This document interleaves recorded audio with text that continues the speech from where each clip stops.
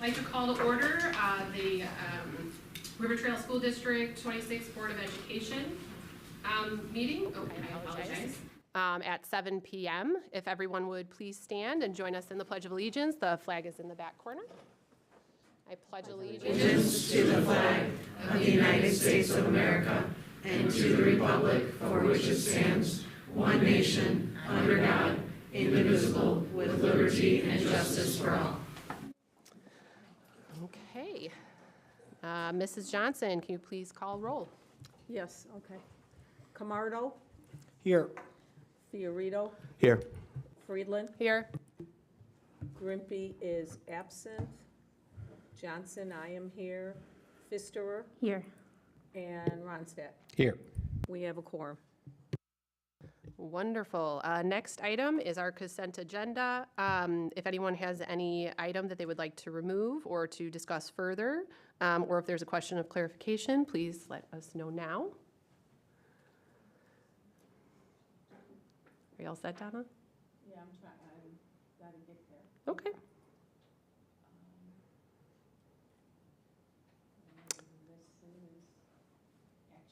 Okay, hearing none, I would like to entertain a motion and a second to approve the consent agenda in its entirety as presented, which includes the following: Board of Education meeting minutes from December 13th, the closed session meeting minutes from December 13th, the personnel report, the actual payrolls, bills and checks, travel report, press policy packet 110, and policy 220, or 230.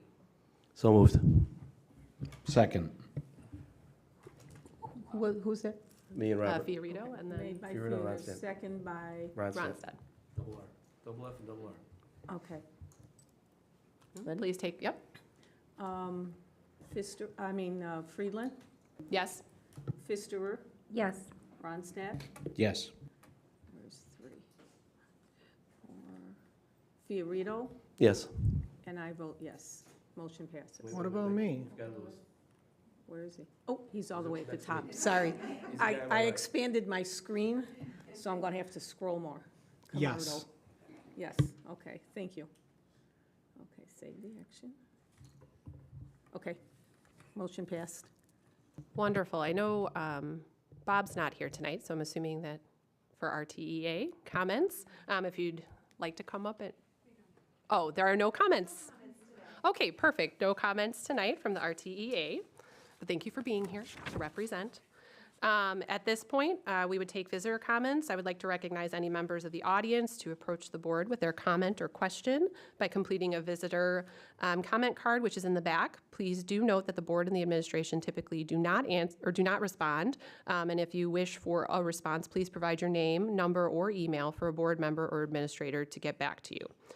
Speakers are encouraged to limit their time. For others to participate, a 3-minute time limit per speaker with an overall 60-minute maximum for visitors. Does anyone have any comments at this time? Okay, very quiet group. Then we will move on to board communications. Does anyone have anything that they would like to share that's happened? Or that is coming up? I'm excited for the Wolves game. Bought my tickets. I'm in. I'm for the 70 from last week. Thought that was pretty impressive. Mm-hmm. Yes, we're up to 140 as of today. Nice. Yes, so that's exciting. No, that's good to see, not just the Chicago Dogs game. Yeah.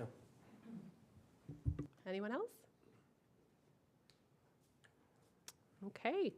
Then at this time, we will move on to new business for education services. Christy, I think you're kicking us off with the school calendar proposal, or I'm sorry, the draft school calendar for 23-24. Good evening, everybody. Thank you for the opportunity to come forward this evening to present the draft school calendar for the 23-24 school year. The process for developing the calendar is a collaborative process in alignment with our goals from our strategic plan for collaboration. This work is charged to the Teaching and Learning Council that is representative of all district schools as well as administrators. The timeline for this by means of our contract is to have a draft to the board by April 1st. However, we do like to offer our community, our families, our teachers ample time for scheduling, and we like to bring a calendar to the board by January for approval in February whenever possible. So for this, we'd like to bring the draft tonight for any feedback or discussion and have the school calendar appear in the consent agenda on February 21st. We want to make sure that the board is aware of the important considerations that we take into place when we are drafting the calendar. And many things that we do are looking at our feeder district patterns. So we start with both the 214 and the 207 calendars whenever possible. District 214 has approved a 23-24 calendar, and that is definitely taken into consideration. District 207, another feeder district of ours, has not yet proposed their 23-24 calendar. However, we do look back at previous calendars in order to make these recommendations. We review calendar guidance from the Illinois State Board of Education, as well as staff feedback that we gather.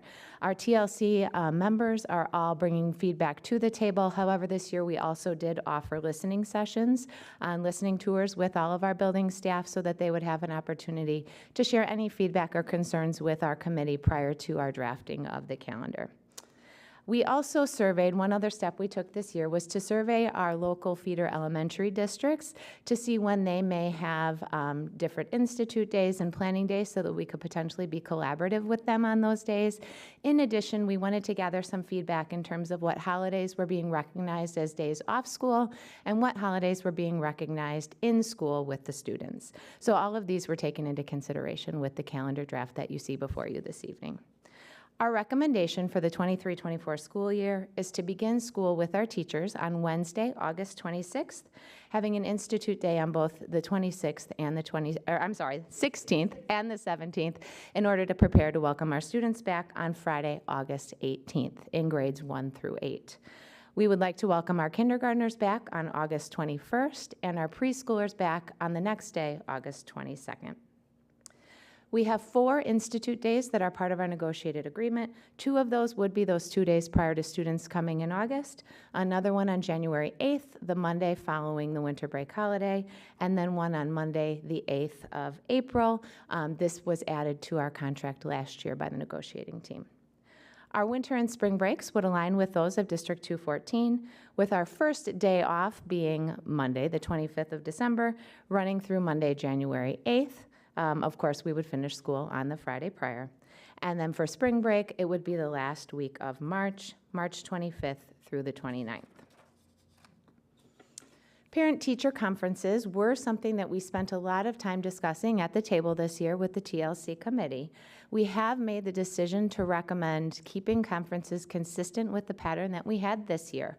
However, this is something that we would like to study in the future. There was a great amount of conversation about timeliness of conferences, purposes of conferences, and we would like to convene an ad hoc committee made up of teachers, administrators, and parents in the early part of next year in order to really look at our rationales behind conference scheduling, timing, and what that looks like moving into calendar planning for 24-25. But again, we are making the recommendation right now to stay consistent with what we've done this school year. This would have us finishing school on May 24th, 2024. We do have an approved e-learning plan, which allows us to use flexibility in periods of inclement weather. Should the superintendent choose to put an e-learning day in place, we may do so with this approved e-learning plan with our Regional Office of Education. Are there any questions?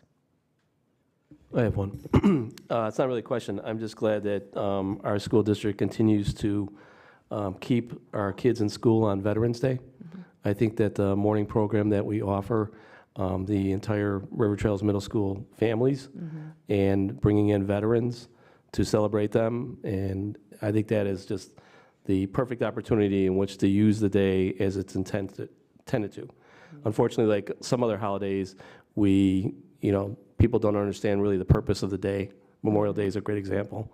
So I like the fact that our school district continues to be in school on Veterans Day, and we offer educational learning around the veterans, and we also celebrate them in the morning. So thank you. Yeah, thank you. Oh, go ahead. No, I just want to say, again, thank you for putting together this schedule. I know there's a lot of thought into it. I can say it as a parent that I'm very glad that the kids are back in school now after the break and Institute Day and MLK Day. I do have one question about specifically the early release in August. I know that's been a general practice, but we're going to discuss later tonight some transportation costs increase, and that is a day where we bus the kids in and out of school. What's the purpose of that early release day? That's the first day of school, correct? I just want to make sure I'm, No, the that is 18th? the 18th, yeah. I That guess is why is in the that? contract, that the first day of school will be an early release. That both the first and last day of school are written into the contract as early release. That answers my question. Now, Thank it you. is a little bit better with it being on a Friday versus a Thursday. This year it was on I feel like it was on a Thursday for kindergarten, and you feel like you're dropping them off, feeding them, and putting them right back on the bus. So having the Friday will give us a little bit more time. Okay, thank you. Sure.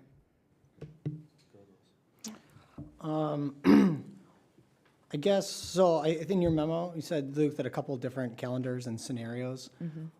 Were there any other days that you were considering as starting school or ending school that you came to this conclusion, and why did you forego those options and stick with Yeah, this so one? it's an interesting year. It's a leap year. It's also a year where we have one fewer Jewish holiday that's during a school attendance day than we have in past years. So we first had this backed up to the Monday, the 14th, which got us out of school like May 22nd. And it was like, holy cow, that's really, really early to be out of school. We do like to be out, especially with pending construction.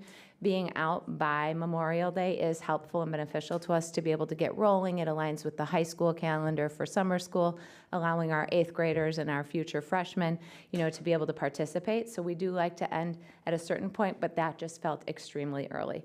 We looked at the Thursday, starting on the Tuesday and then bringing the kids back on the Thursday, similar to Robert's, question about the busing and the transportation and the late start. Starting on a Thursday can be challenging. Allowing us to start on a Friday does give us that advantage of, let's get in, let's see how things go, and then we have a couple days over the weekend to kind of retool and tweak if we need to, which happens often on those late nights of those first days of school. Okay, makes sense. And then I didn't notice this till Frank brought it up, but on the color-coded calendar, we have Veterans Day, or whatever November 7th is, Yes. as a holiday, but it's not on, so. Yeah, I told Is Ben it- as I walked in this evening, Which we have is an it? error on there. So the So 7th. the list one is correct? Yes. So the 7th was Election Day this year, and that was a one-year law put in place by the governor that we needed to take Election Day off this year. That is not carrying forward to future years at this time, so we're going to be removing that from the color code. There's an error there. The other thing that we'll be fixing is we didn't mark the 25th of December and the 1st of January as holidays, and those are technically going to be color-coded blue. So you'll see a couple changes on that when it comes through in February. Sorry about that error. No, that's fine. No big deal. Thank you. Does anyone have any other comments or questions? Okay, this will be brought to the next meeting in the consent agenda. Thanks, Christy. Thanks for your time. Next item is the student Chromebook purchasing plan. And hi, Matt, how are you? Good. Who's going to be presenting? All right, good evening, everyone. So this is information in action, just so you're aware. So continuing with our ongoing strategic plan of providing devices for all of our K through 8 students, I'm recommending the purchase of new Chromebooks to replace Chromebooks that are currently 4 years old and are nearing the end of their useful life. The purchased Chromebooks will be issued to our incoming first graders and fifth graders in the upcoming school year, so 23 and 24. I do believe Chromebooks are the best device for our students in terms of our one-to-one initiative that we have in place. Chromebooks are not only the most cost-effective, but they pose a limited security risk, and they also are easy for our students to access our web-based resources that we have available to them.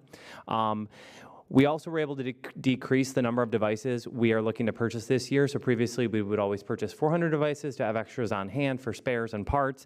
And so I worked closely with my field support specialist. And I think if we were to collect the devices, we usually collect the devices from our fourth grade students who are getting new ones, but we normally give the 8th graders an option to take them home. If we collect those, they are very valuable to us for the parts, for the Chromebook chargers, and if we collect that, we can reduce our costs and only have to purchase 325. So that is a cost savings to the district and very useful to us. I did receive four different quotes from 4 different vendors. I included a cost summary table as well as the quotes in my memo. The quoted costs do include the Chrome OS management fee. We do use the Chrome admin console in order to set up settings and different permissions for students. I am recommending the purchase of 325 of the Acer C733 Chromebooks from CDW in the amount of $62,931.17. Even with the added shipping cost, CDW still comes in lower than all of the other vendors. I did speak with our CDW representative, and he did say that cost is real. So if it's not in shipping, it's going to be added to the Chromebook cost. And that's what a lot of vendors do, is they add it to the Chromebook, and that's why some of the other costs for the Chromebook itself is more expensive. That being said, I do believe I can get a discount on that, so I'm working on it, so I will do my best. I believe I can probably get a 50% discount on the shipping, so we will be in a better situation there. And I do already have this budgeted in my FY23 technology budget for this school year. Any questions? I like the idea of collecting the Chromebooks from the 8th graders. Yeah.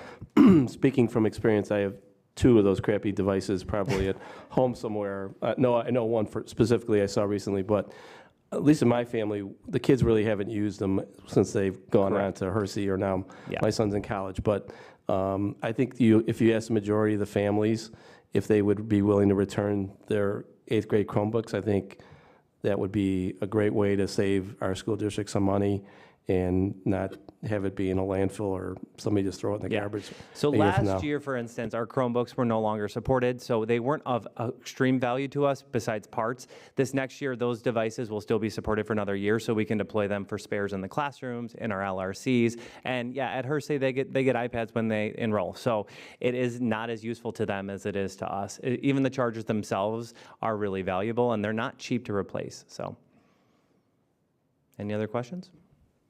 Questions or comments? No, I just want to say I appreciate how thorough you were in your explanation, so thank you for providing all of that info. You're welcome. Okay, well, hearing no more questions or comments, this is an action item. So I would like to entertain a motion and a second to approve the purchasing of 325 Acer C733 Chromebooks from CDW in the amount of $62,931.17. Actually, should that say not to exceed? Not to exceed, Because if he gets a discount, correct. shipping will be less.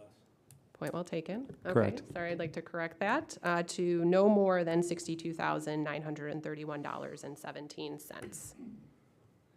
So moved. Second. Ms. Johnson? Okay, so it's made by Fiorito and second by Pfisterer. Correct. Okay. Fiorito, Yes. Johnson votes yes. Ronstadt, Yes. Pfisterer, Yes. Camardo, Yes. and Friedland. Yes. Motion carries. Okay. Thank you for making that so easy, Matt. Yes. All right, our next item up is from Dr. Meggerly. We're going to be talking about the strategic and equity plan updates.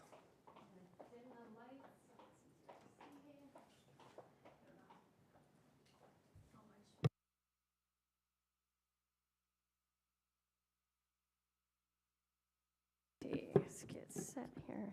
That's really close.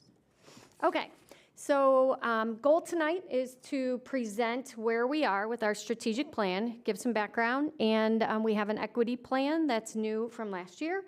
So my hope was to be brief, but there's so much good work that we're doing, so it's going to be a little bit lengthy. So moving along here. There we go. Okay, so here's my guiding questions for tonight. So really zoning in on some of those strategic plan accomplishments. Where are we in this 5-year journey? Moving on to alignment and tracking. Basically, how do we stay on track with a 5-year plan? And then shifting over to our equity plan journey and giving an update on where we are in that process. So for the most part, this is a 50,000-foot view. So I'm going to try not to get into the nitty-gritty. I'm going to give some detail on a couple of things, but for the most part, 50,000-foot view here. Okay, So where are we in this 5-year journey? So just to give a little bit of background, we spent, prior to my coming to the district, you all spent the good majority of 2018, 2019 working with the community on some focus groups on really pulling out some key pieces on where did y'all want to go with the strategic plan. We spent some of 2019 to 2020 finalizing the details of that plan, really honing in on our goals, and really launched, I call 1920, kind of like plan year 0. It was kind of like getting set to launch. So then in 2021, we began with full implementation, and so we are in year 3 of a 5-year plan. It will conclude at the end of 2025. So oftentimes you see our goals and objectives. We talk about head ready, we talk about heart ready, but what I wanted to highlight here is that blue piece of our very specific, like this is our end goal. By the end of 2025, we want to have 65% of our students meeting growth targets in reading and math. And then for heart ready, we pulled out very specific domains of the 5 essentials, and we want to be at more or most in those levels. In supportive environment, grit, and emotional health, those 3 domains. So we realized, obviously, over the course of the past 3 years, you know, COVID, like everything, put a little bit of a bump in our plan, but we are getting back on track. We've always stayed the course, even working remote, not working remote. So, you know, again, it's just to note that a little bit of a bump, but we're plugging along. Again, very familiar. These are our objectives that are rooted in our strategic plan. You probably see these regularly: collaboration, curriculum, community, and communication. These really obviously anchor our work. So many times when, you know, Lyndall's doing a presentation or Christy's reporting out on our test scores, we anchor all of our work in these objectives. Okay, so some of our accomplishments. I tried to narrow it, but I probably picked too many here, so this is going to be a little bit. So first I want to start on the far end in collaboration. So I highlighted our adaptive schools training. Many of these things that I have listed here are ongoing, years of ongoing work. So one of these pieces may have had a significant training component. They've had ongoing meetings. They've had some policy adjustments, procedure adjustments. So each one is very much in depth. So I am brushing over some of this, but again, trying to stay at that 50,000-foot view. So adaptive schools training. We started that 2 years ago as an administrative team, really to work on our collaboration skills. And we took the initial training 2 years ago, took an advanced training this past summer. We took advantage of our partnership with NSSEO to collaborate on this training. And we were also able to have some of our teacher leaders attend the adaptive schools training. So now we are in the cycle of continuing the training with teacher leaders, our new administrators. And the part that makes me the most excited, the most happy, is that when I go to all of our buildings, when I go to team meetings, building meetings, school improvement team meetings, I see this training in almost everything the principals are doing. I see anchor charts with the norms. I see them using welcoming rituals. So it's beginning to be embedded in everything that we're doing. So obviously that's the key here. Next is student-centered coaching. And again, 2 years of a lot of work, really opening the door to that teacher-coach collaboration. So it's no secret that the teaching world is more and more complex every year. But by having this student-centered coaching model, the teachers really have a non-judgmental place to collaborate and partner on improving student learning. So obviously that collaboration is key to us growing and improving. You know, I'll use Prairie Trails as a great example of this. You bring 2 different sets of teachers together from 2 different schools, and you're bringing them together and working on collaboration, making sure and ensuring that what's happening in one classroom is happening in all classrooms. So that has been a really key component to improving our teachers and improving things for kids. And then finally, I noted under collaboration is succession planning. We've had when you're not that big and you have a bundle of retirements, it has an impact on you. So looking at our technology department, we had 2 key retirements. We filled that spot, and then it vacated again. We have some retirements in the business office. So succession planning and really having cabinet work together, having all of us really learn from each other is the key to our continued success. So I would like to highlight that as a really important piece over the last couple of years. Moving over to curriculum, priority standards work has been really a high priority over the past few years. Maybe you've heard the statistic that if teachers were to teach every standard, kids would be in school for 10 extra years. We know we don't have that kind of time. So we know we need to identify priority standards at each grade level and making sure that they are taught in the right succession. We did this as an admin team one summer. Christy gave us all standards, and we all lined up. I think they were kindergarten standards, early literacy standards. So it was a really good exercise to be very thoughtful about not just the priority, but the order in which they're taught. So that has been a couple years' work of digging in with the teachers and doing that in collaboration. Moving down to curriculum review cycle. You've probably seen that calendar over the course of, the last year and a half, year or so. And, that is important, again, because it has given us a system of review so that Christy's never leaving, but when the spot vacates, we don't fall apart. That there is a system of review for all of our curriculum. There's a date, there's a monitoring date and year, and we are on track to make sure that we're reviewing our curriculum. We're not waiting until something is 20 years old and it's no longer meeting our needs, and then we're scrambling to find a new. There are so many layers to curriculum review that without a detailed, deliberate plan, we would fall apart at some point. Okay, moving over to communication. Most people know that we updated our website over the last couple of years. I'm calling that out. It's not new, but I'm calling that out because we've just changed the way that we've used the website over the past few years. It's now become a resource. It's a tool for us to communicate with our community, and we use it regularly. We are adding information, changing information. If something comes up at a board meeting, we use that as a platform to display our work. And so, again, it's not new, but the way that we've used it has become essential in what we do. So I feel like it's really improved our lines of communication, displaying what we're doing on a regular basis to the community. And just a communication plan and district rebranding. Again, looking back, we've rebranded all of our mascots. We changed the middle school mascot. And we continue to make improvements to our communication plan. We are being very deliberate on the pieces that we are communicating out. I would say our administrators, our principals are working in tandem in terms of what they're communicating. And so, again, I feel like, we've made some very key improvements here. We'll continue to make improvements, but we've been very purposeful on being on the front end of our messaging.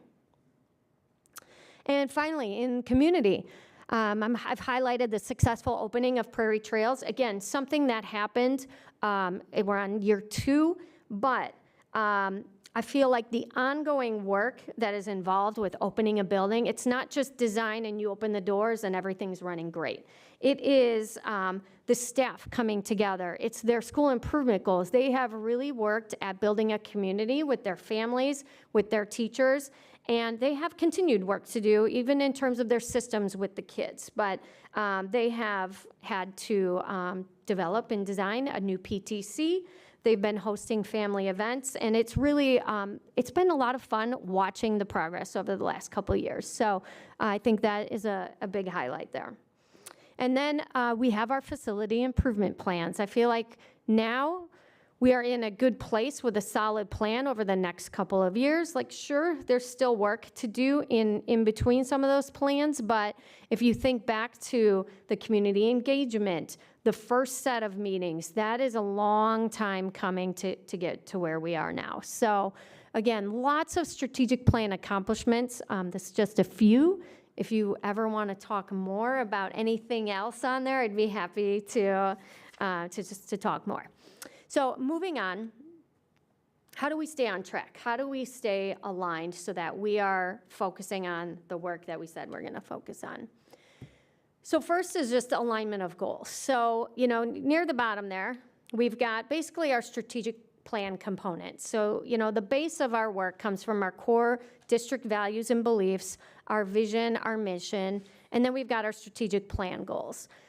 New this year, I added some district goals, which is where I put the yellow star there.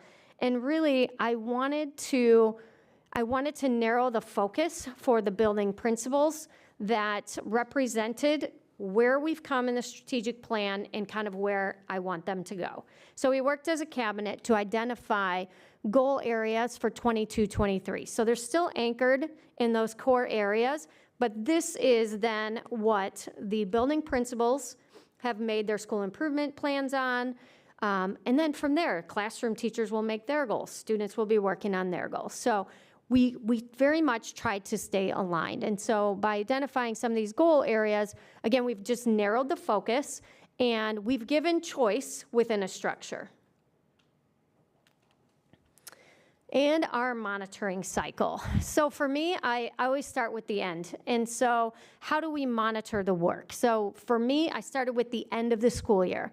So these district goals were identified in June. So it was our admin retreat, school's out, first couple of weeks in June, we debrief on the year, and then I pitched our district goals for the following year. Also in June, you all get a board presentation from all the buildings, basically on the work that they've done, and then what they're kind of projecting moving forward. Over the summer, we plan and prepare. Our principals are constantly thinking like, okay, here's the direction. I'm prepping for the upcoming school year. I'm starting to draft our school improvement plan, our school goals, our objectives, our target areas, and then we are working at district office to support that. So we're working on that professional development calendar, that Thursday late start, so that it supports what the buildings need for the upcoming school year. And then as the school year goes on, we use a goal-setting template through an OKR format. So OKR stands for Objectives and Key Results. I don't know if we ever really talked explicitly at a board meeting about OKRs. We've probably thrown the term around, but, oh, thank you. So an OKR is really, it's a collaborative goal-setting framework that we use to set our goals, track progress, and support alignment. So here's my sample. And so this is just a copy, but I'm going to step over here for a second. So in our focus area over here, I should probably go back to the mic. So in the focus area, we have a drop-down menu that is the 4C areas. So when principals, when district office administrators, we all make one of these, it has to be focused in one of the 4 objective areas. And then from there, we target specifically what it is that we're working on. So the objective, the O, is in the green, and then the key results are the number 1, 2, 3. So we review these every trimester. And the beauty of it is that we all share out together, so all the buildings know where everybody, what everybody's working on. They know what I'm working on. They know what Lyndall's working on. They know every department in the district. And really, again, it's a collaborative structure to write our goals. And then we talk about, are we on target? Did we achieve this? Did we not achieve it? Now, the research behind like these 90-day cycles is better than setting year-long goals and then getting off track. So this trimester review really helps us to stay on track. It helps us to support each other, like, what are you doing? How can I help you with this? Or, hey, I'm disappointed I didn't meet this key result this time, but I'm gonna roll it over into the next quarter. So at the bottom, you'll see the tabs that, we do it 3 times a year. For me, I'll do one also for the summer because I want to wrap my mind around what it is that I want to accomplish in those months over the summer. So that's kind of how we track our progress throughout the school year. So That's our OKR template. We look at that, again, every trimester as an admin group. And then, as the year goes on, we're looking at data. We're having a winter data dig with all of the buildings this month. We look at that. We just looked at it in cabinet, our fall to winter data. We always make sure that we are aligning our strategic plan work to what we bring forward to the board. The building principals do the same when they are talking with their staff. What is the why behind what it is that we're talking about? It goes back to the strategic plan. I have monthly touch-base meetings with principals, and then we have weekly meetings with various leadership teams, the cabinet, weekly meetings with the principals. We see the assistant principals. And so this is all monitoring and cycling through. Okay, equity plan journey. So where are we in this process? So this year is the first year of an identified plan with some goals and objectives. So moving from the 50,000-foot view, I've only got, a few months, so it's a little bit more narrow in scope. But this is where we ended last year. We started this year, ended last year with 5 strands and 5 strand leaders. We started this year with, as I mentioned, this equity plan with some goals defined. We had 5 leaders, 1 per strand, and we also lost our support from the facilitator. So really it was, you're on your own, here's your plan, go for it. So what we realized, we've had 3 meetings with the strand leaders this year. So what we realized was that we needed some more background work done in some of the goal areas. Some of the goals were made in isolation in each of those strands, and it was good work, it was good brainstorming, but when you bring it together, it's like, oh, we really need to do some more background work. So our current work has been focused on how to best implement. It's almost like when I mentioned that year 0 of the strategic plan, it was almost like an implementation phase in how to launch. And I feel like that was something that we probably could have used, and we're using this year to kind of work through that a little bit. And so what we're doing is we're making some adjustments. We are looking back at some of the systems, some of the structures, and we've made some adjustments to some of the strands. So where are we now? We've had 3 strand leader meetings. We've reorganized the strands to fit a little bit better into the existing work to line it up with some of our strategic plan objectives. And we've prioritized some of the work to be done and expanded the teams. Again, I think another realization was that one strand leader cannot accomplish the work that needed to be done in that strand. So we needed to expand on some of those teams. So I'll just walk through some of the consolidation and changing of those strands that I showed earlier. Okay, so this is where we started, 5 strands. We got rid of the system strand because the goals that were identified in the system strand were already accomplished. Janine, were you on that strand? Sorry. No, okay. Well, the goals that we had identified were already accomplished, but really the system, it needs to everything has to be systematized. So we talked about system running through everything that we do. So we got rid of that. We consolidated the teaching and learning strand and the professional learning strand into, guess what, curriculum, which is aligned with our strategic plan. And really, again, it's the same work, just consolidated. We took family and community agency, and Lyndall was already on that group, and we kind of put that into communication. And then we moved student voice, climate, and culture. Chris Kuzmanoff was heading up that as the strand leader, and we brought that into the community strand. And so really, we've got now 3 pillars that look very similar. They're the same as our strategic plan. We still have the same objectives that were created from the equity plan, but we've just tried to blend it so that we are at least speaking one language instead of 2 different languages. And then again, like the systems and that collaboration piece really run through all of the strands. So now Christy's not on her own doing the, let me see, she was in teaching and learning, and Karen's not over here doing the professional development learning, they are working on all of that together. And then we've added Matt to the team there. Community, again, we've added Carrie to the team, and we've added Ben to the team. Mr. Timmons was on the systems team, so we moved him over.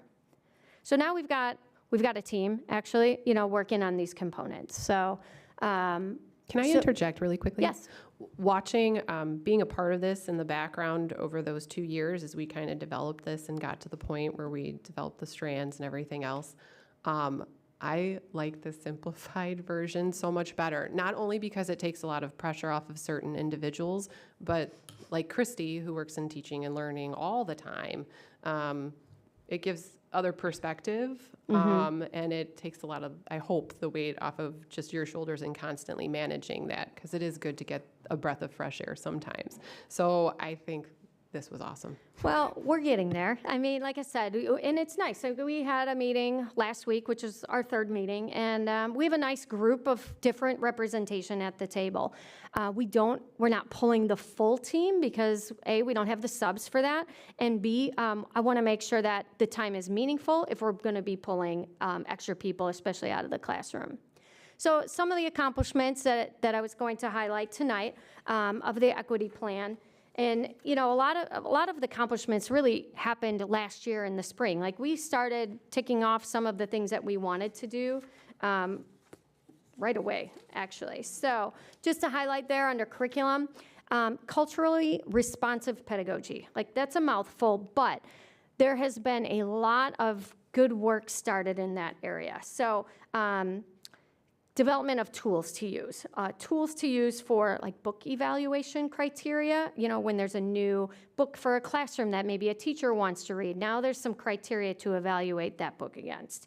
How to audit new materials with an equity lens. That's another process that we've put in place. We've begun work with professional development with our LRC teachers on how to build libraries that represent the students that we have. So again, not so much of the 50,000-foot view, but some of the little things that we have been working on.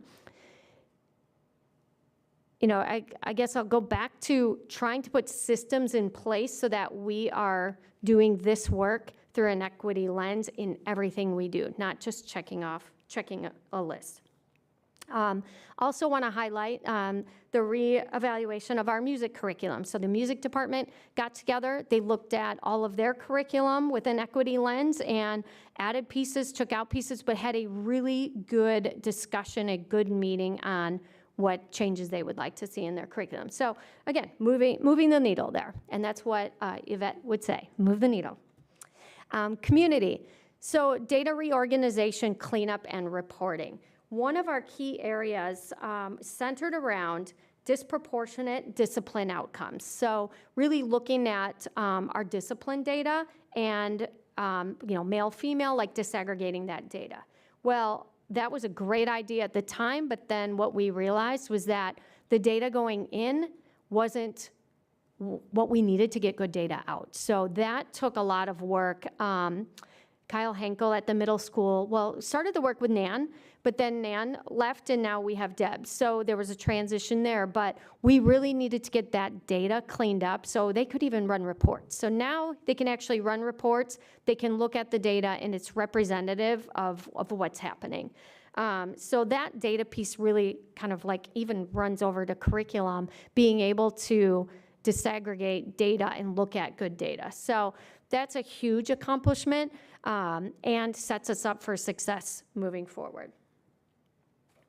And then in communication, we are still on this like researching existing parent groups. So our objective was to create a parent equity advisory committee. So again, realization. We really didn't dig into what was the role, what's the specific role of that group? What do we want them to accomplish? We want to make sure that that is crystal clear so that we are not infringing on other parent groups that already exist. We don't want to add more necessarily, we want to make better. So we've been kind of just doing a little bit more research than I think was initially talked about. Just what do we have in the district? What are the roles of some of these existing? And then how does this fit into that scope? Okay, so that's that. I do just want to conclude with, I feel like we're in a very good place. We have some great accomplishments that we have done. I'm proud of my team for the work that they do. And, we still have work to continue to do. But I think the key is that, we're really trying to systematize and make things better. And everybody on the team believes that. They are not anyone who's just trying to check something off the list, like, okay, we did that, but then it's done. Like the website is a perfect example. Like, yeah, we could have gotten a new website, but to never go back and use it as a tool, it doesn't make us better. So I think that's the work that we're doing. That's where we're at. And I'm excited about everything that we've done. Questions? Comments? No questions, but I think that might have been the best presentation I've seen in a year. Just overall, like, it was, Thank you. it was great. It was so clean, it was concise, it was impressive beyond belief. I don't know if that list of accomplishments is up front and center on the website, but it should be. That's a lot of work. It's 3 years, and I guess you can get a lot done in 3 years, but it's actually tangible, it's there, and, I've seen the progress being Thank you. here. Yeah. I like the consolidation, your effort toward retooling and like always striving to make it better. Not just saying, well, we start with 5 strands, just keep going that way. It was great. Very well communicated and well done by everybody. Yeah. Good job. Definite team efforts. Thank you. I just want to say good job too. And I know you said at the beginning of the presentation, I don't want to go too much into our accomplishments, but everybody has to take time to think about what they did really well and bring that and feel good about it. You got to celebrate that moment, and before can't always be in the trenches, which I know you guys are. I just had a question on the first slide. Yeah. So I don't know, just a second. It was like the timeline, and Yeah. so maybe this is just cart before the horse or thinking. It said it took 2 or 3 years to come up with the 5-year strategic plan. So we have 2 years left in this strategic plan. Does the 5-year plan extend, or does it get rebalanced and looked at, and when does that start? Yeah, I actually am already thinking about that. Surprise. But I would like to retool, or at least, bring a committee together. One option is having an outside consulting agency help us in that work. And I just talked about this with the local superintendents today. Some of them are starting their strategic plan journey now, and they are working to embed the equity piece within that, which it should. It's a piece of everything that you do.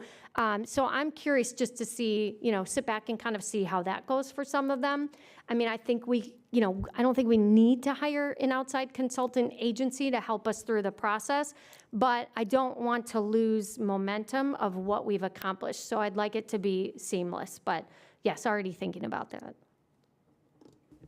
No, I think it's great, because I think the piece that's not touched on sometimes is that even though we're in year 3 of 5, like it did take a considerable amount of time. It took a lot of parents. We had students involved. I was the board member representation, but how many teachers and staff came? So it was a huge collaboration, and just to start thinking about it now, because I'm sure that there was a lot of effort pulled into trying to find the correct groups and get enough variety, because you know how it is. Some of our volunteers volunteer for everything, and that doesn't always get us the best view for the whole community. So, but it was a huge undertaking, and I love how you've really pulled the strategic plan and the equity plan together. I feel like that might have been one of our downfalls as we were doing it. I know hindsight's 20/20, but just to be able to better incorporate, the equity piece after we had already developed the strategic plan, it would have been a little bit easier. But we were trying to do the right thing at the time, and so it's progressed really nicely. So thank you for all of this hard work and for continuing the effort. Thank you. Does any? Yeah. I think the one thing that really needs to probably be at the top is the succession planning.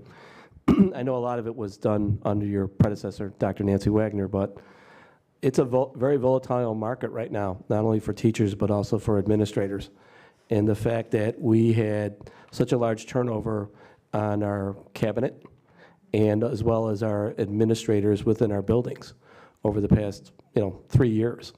So the fact that we have replaced quality people with quality people is very important, because if you don't have a smooth transition or a qualified person, things can really go in the toilet. And fortunately for our district, things seem to have gotten better, and that's a direct reflection on Dr. Wagner and yourself. Thank you. Hard to follow all of that, but I'll echo a lot of those comments, and I'll just add, I really applaud the team for all the hard work, on all the plans, but specifically the equity plan, and I highlight the word journey in that, and I really appreciate the kind of the changes that you have made in the approach as you've learned. I mean, you talked very openly about how you just have kind of, you come at it with a good idea, but you're learning and you're making adjustments, and the whole team, and just really nice job, really great job. Anyone else have any comments or questions? Great, thanks, Jody.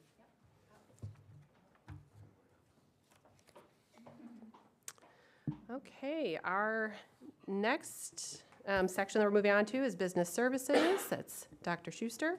According to, our first item is the authorization to prepare the fiscal year 2024 budget calendar. This is an action item. Yes. We actually started this back in November and December with the tax levy, as that is our biggest source of revenue. We also already reviewed the student fees. And we've been talking about the facility plans for years, I guess. But we're finally getting to where we need to be and actually putting those into place. We've met with our administrators to start off their budget process, and we are starting to work on the staff plan for next year. You will see then in February, we will have just some very preliminary assumptions and a look at 5 years out, just very preliminary. And then in May, the Finance Committee will review the tentative budget. The board will review it in June. And then at the July meeting, the board will approve it for display. Also, again, look at the 5-year projections as the budget is finalized. And then the budget gets, there's a hearing, and it gets adopted in September. Does anyone have any questions or comments about the calendar or the timeline? So I think maybe it was a finance committee or a board meeting, and Robin and I, maybe you agree with me of maybe shifting the timeline a little bit, at least from my own perspective and working with budgets, why we couldn't move it up a little bit or just change the calendar so we have an approved budget before the start of the fiscal year instead of approving it 3 months into the year. One of the I'm things. sure there's a lot of things that go into it, but yes, there are a is number there of like things that kind of go into that. graduated progression? One of the things is, we do pretty much budget from the bottom up and look at everything in a lot of detail. All of the administrators do that. They get things done about spring break, but then they've got the end of school and everything. So to really, get into the details, it's about June for that. And in terms of, who will be hiring, some of those things. The other thing is the budget has to be on display for 30 days. So if you want to move it up for July 1st, and it has to be 30 days before you have the meeting and the hearing, you're backing it up to April and May. To really get all the details becomes difficult. It almost becomes like that preliminary budget that I show you in February, which is, just looking at it overall and adding in the percent changes for staff as they currently are. There's a lot of detailed planning. It could be done. I don't know that you would get as much information in it and as much detail if we backed it up and did it earlier. Just moving the entire calendar up, so whatever you would be doing in, December, you're doing in October. Like, I know there's a lot of assumptions that go into it, But if you're building it throughout a 12-month process, I don't know, where am I missing why what you do in February can't be done in December and so on and so forth? Is it possible? Yeah, I mean, I think this might be a good discussion at the Finance Committee. Okay, that's fine. Get into So some we more, don't have to- more are we- details there. This is just I mean, this proposed is- as the timeline as This is opposed to proposed as the changing it. timeline. It can change, we can move things up. I mean, we did start earlier this year in terms of, we did the fees in December. The staffing plan kind of ties in with state laws about school staff. I was gonna say When they need to be registration would be released. another thing Yeah, that registration to get shift. an idea how many students we're having. Because that directly impacts, obviously, class size, teacher, FTE. Staffing is our biggest expense, so that would be the one thing that we'd want to get right. So I guess then that would leave more things up to chance, because by the time we have registration, that budget would already be submitted if you bumped it up 2 months. Yeah, I know, whatever, we could talk about it at a finance meeting if it's more I'm appropriate. not, That's yeah, fine. I We don't think have it's to a get good into thing the to, weeds on it. yeah, I think it's a good thing to explore. Yes, absolutely. Actually, is that, no, that would not be an item for future topics, would it? Okay, finance topic. June? Is that the next finance meeting, June? May, but we may have, depending upon what comes up, there may be one earlier in February or March.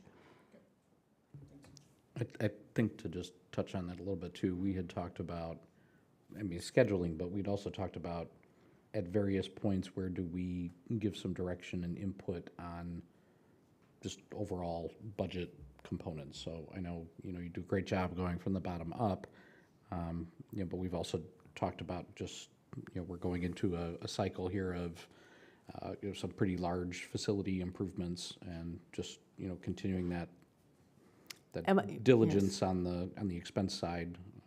And part of that is when we review the budget assumptions in February, we also review the staffing plan at that point in time. Those are times for some input from the board on which direction you want us to go in. Okay. No, thank you. Okay, and this is an action item. So at this point, if there are no more questions or comments, I'd like to entertain a motion and a second to adopt the resolution that authorizes the Board of Education Finance Committee and the District 26 administration to prepare the fiscal year 24 budget calendar. So moved. A second, So that was, Fiorito and Friedland. okay, thank you. You're welcome. Okay, roll call? Yes, roll call, please. Okay. Camardo, Yes, Friedland, Yes. Ronstadt? Yes. I vote yes. Fiorito Yes. and Pfisterer. Yes. Motion carries. Thank you. Our next item is the copier recommendation, and there will not be action taken tonight. Okay, so the district currently has 22 copiers, 9 Konica Minoltas and 13 Ricoh copiers. They are actually beyond their useful life. We've always replaced them within 5 years, and they're now at 10 years and 7 years. So it's time that we do this. We issued an RFP in October, and we've been analyzing the responses since that point in time. We've been working with the tech team as well as the business office on this. We had, and the RFP was for pretty much similar equipment to what we have now in the buildings. We received 8 responses, and we looked at cost of the equipment, cost per copy, which is the operating cost, and the model years, and kind of we brought it down from 8 to 4 to really analyze. Then we did site visits, we checked references, really looked at cost, and our lowest cost is Marco, and they have excellent references. They got particularly high marks for customer service, reliability, and willingness to work with the district. So we are recommending our lowest cost copier proposal. Just to note that part of the process involved feedback from the district staff. They helped us, they gave what they thought was important.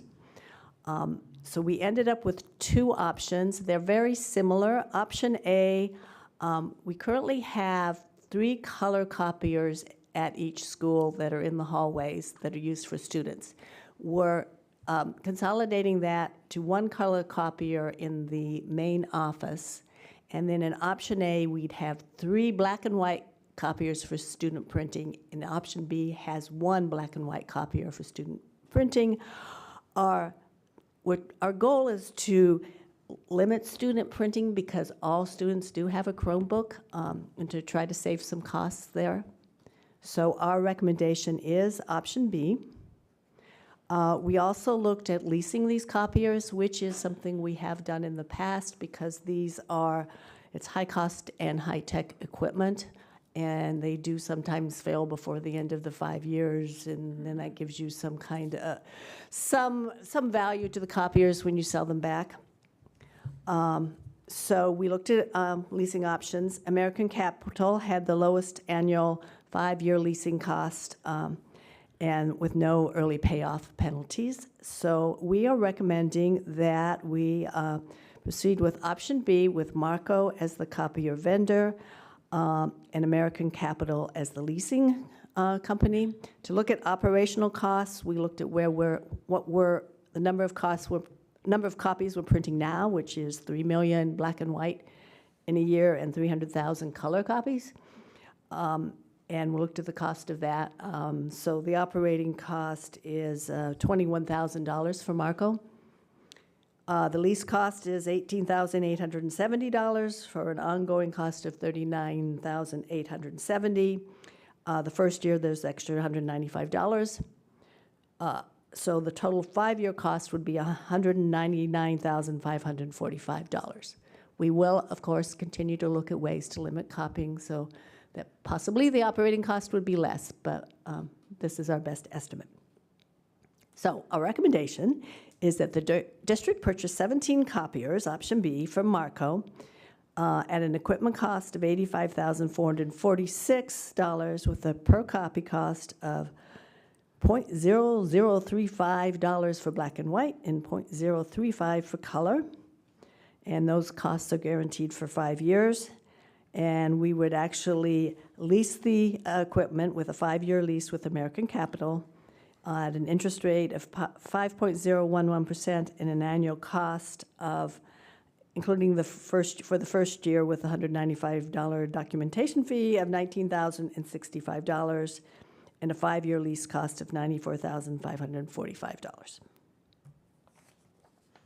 Questions? I had a question on the reduction of the amount of copiers. Are the staff and principals okay with less? I don't know the flow of copiers, but it seems like a lot less. It's the student printing that we're trying to limit. Our recommendation is that if we find that it's really becomes an issue, we can always add more, but it becomes difficult to take it back. Yeah, I was just wondering if any of the teachers use those color copiers that are closer to their classroom than the one color copier that everyone's trying to print to at once. Yeah, we don't. Well, the current color copiers are very small and not that great, so we're giving them a better color copier in the office, better production color copier for the teachers. And I will say, just speaking from the education setting, like, we're kind of typically you're informed, like, unless you need a color copy to use the black and white. So I'm sure that some teachers do use it, but I think just to try to reduce cost, because they know how much it's costing per copy, we typically stick with black and white too, especially for like worksheets and things that, our elementary students need. So 3 million. Yes. We've been doing a lot of printing. We ran out of paper already this year. Yeah, you're not alone. So did our school. So, and we were, decreasing it, but things have Okay, and then Madam. I have a question in terms of this not having action tonight. Is there something that we're waiting on in terms of additional information? No, our process has been to bring it to the board for discussion at one meeting and back in the consent agenda to approve. Okay, perfect. Does anyone have any questions or comments? Actually, sorry, I do have one more question. In terms of our consortiums, right, so that you know how we utilize a lot of different consortiums to kind of purchase things at Yes. reduced price. Like when we look at like 207 and 214 and you know the school districts that are around us where they're using a ton of printers at their buildings just because of their size, do we ever kind of piggyback off of that where we can utilize their vendor and utilize some of the savings that they might receive? And I'm not 100% sure if they receive savings, but I was just Yeah, curious. we haven't tried to do an RFP with the high school. Okay, You know, their needs are totally different from ours. I would agree. I was just curious. If Yes, that's, I mean, it might be something to explore in Yeah. 5 years. okay, I know because we're so small. It's just. a But I different mean, we story, did get, I mean, we got a huge response on this with 8 different vendors. Yeah, no, it was great to see the comparisons. So there was, yeah, a lot of competitiveness in this. Yeah. Okay. Thank you. Thank you for getting all this information. Anyone? Okay. Then our next item is still you, and we are looking at Euclid roof build or roofing build bids. Okay. So at the October 18th meeting, the board approved proceeding with the 2023 to 2025 Euclid and Indian Grove infrastructure projects. The first phase of this project is to replace the roofs at Euclid School this coming summer. So bids were received on January 11th, 2023. We did have an alternate bid. I tried to show you a couple pictures. Because our roof insulation has to be higher according to code, we had to build up the parapet at Euclid School. And actually, the more decorative one was the cheaper one, but we also bid an insulated, just plain metal paneling. So we are recommending going with what was in the base bid for that school. So this was bid with 2 trades. The general trade includes all the cold form framing and sheathing for the new parapet on the roof extensions, as I just talked about, because we have more roof insulation, and also any kind of steel to support that parapet. Then the roofing bid includes the installation of a new SEBS roofing system, which consists of tapered insulation, air and vapor barrier, and a cover board. It also includes the installation of curbs for our new HVAC equipment, which will go on the following summer. And there's some miscellaneous electrical, plumbing, and mechanical work. One thing to note is this roof will have a 30-year warranty, which roofs typically are about 20 years. So this will be a really good thing, particularly if we decide to put solar panels or anything like that up there. So we had 4 bidders for the general trades. Our low bidder was RB Construction at $890,000. And we had 5 bidders on the roofing, and our low bid was Crowther at $2,900,000.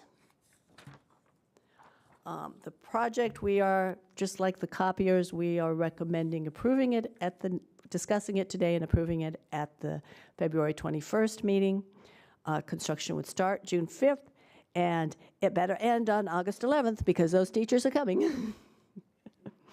So we're also recommending that we, again, hire Nicholas Construction as our construction manager. They've given us, we talked them down from 4.5% to 4%. So the fee is $151,600. Insurance is $26,151. They are recommending a site superintendent for 24 hours per week, which is part-time at $92,730. And they also give us a $10,000 deduction because of the QZAB loan we did quite a while ago, but they continue to give us that $10,000 deduction. So the total is $260,481, and then there will be reimbursable expenses, which we pay whatever they cost. And that's estimated at about $50,000. So we are recommending that the Board of Education accept the $890,000 base bid from RB Construction and reject the alternate bid, and accept the $2,900,000 base bid from Crowther and reject the alternate bid, and hire Nicholas Construction as the construction manager. There's a typo here. This was before I got them down to 4%. But the actual cost is $260,000 and $260,481 with estimated reimbursables at $50,000. And we do have the money in the capital project fund to pay for this summer. I'm so glad that you said that's a correction, because I was literally trying to figure out those. I was like, I don't know where this extra money came from, and I'm not seeing it. I must be missing something. Oh, my. When I read Right. over it today, I was like, oh, I forgot to change that one. Perfect. Does anyone have any questions or comments? I have a question on the construction management fee. So nice job getting that reduced. Can I ask how you kind of went about that, or is there any kind of information you got on what their typical management fees are? Their fees vary by the amount of money that you are constructing. And when we put the project we were going to do it all in one summer, they had told me the fee would be 4%. A project of this size, which I think is $1 million to $5 million, is on their fee schedule 4.5%. So I asked them if we could have the 4%, since that was the first agreement. And they said yes. It doesn't hurt to ask, right? In the cover page, you talked about that there will be bumpers for the HV, the units, the Yes. curbs.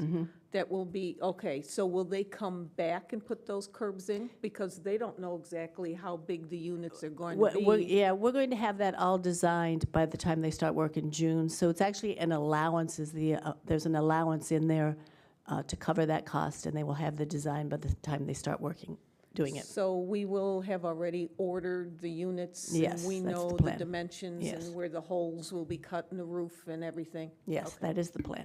Okay. Oh, thank you. I'd asked, but thank you for confirming that we've worked with all of these firms before, or at least have references. Nicholas for- has worked with them. Okay. We have not worked with, I Okay. think we might have worked with RB Construction quite a while ago, but. It's just, yeah, making yes. sure, because they I were mean, that's one of the considerably less. advantages of using them, is they have a lot of experience Right. with other school districts too, so they. So we have a see very tight, ambitious timeline from Yes. June. these. We do. So if we get a lot of rain, like we did last summer, and things are delayed, I'm not saying that, I'm just saying if, and August 11th comes around and people are still on the roof, that will not prevent school from starting. Should not. Okay. I'm looking to Dan for confirmation, but. You got to promise us, Dan. Using the contractor and the construction contractor is, Nicholas works with all these people a lot, so it gives us a little additional leverage than it would if I personally was Right. dealing with them, because they'll be able to push them a little harder, and they have a little more stake when they work with Nicholas than they would with us. I think the situation at the middle school this past summer is a great example, because I know there was a lot of setbacks, and Nicholas, being the fact they're practically across the street from my house, they did a heck of a job getting everything ready. And we had an administration that had Plan B in place for the parking lot, and I know a parking lot's different than a roof, but it just said to me that if we have some problems, I have confidence that Nicholas will be they'll be there to make sure that we get ourselves ready. So. Does anyone have any other feedback or questions? Okay, wonderful. We will move on to the last item, which I know everyone has been looking forward to, Grand Prairie Transportation Contract. This is Yeah. also Lindo. Yes, okay. So Grand Prairie has run our buses for the last 10 school years. I am recommending that we approve the addendum, which extends the contract for another year from July 1st, 2023 to June 30th, 2024. And the rate of increase that they have given us is 13.5%. I did negotiate with them. It came down from 16. So There is still a nationwide bus driver and mechanic shortage, so to retain and hire new bus drivers, they are increasing their bus driver wages by 13% and mechanic wages by 15%. Another really major cost is the cost of buses, which has gone up by 20%, and parts, which have become very difficult to get, are 20 to 25% higher. They did point out that though the CPI for 2022 was around 7% for private transportation, which is similar to school transportation, it was at 12%. So those are some of the reasons that they are giving us this kind of an increase. I did look at some other school districts, and they look like they're getting similar types of increases from 10 up to 19%, so it's not just us. One of the things I'd like to say about Grand Prairie is that we do have an excellent working relationship with them. They really work to help us optimize our bus routes and realize some efficiencies.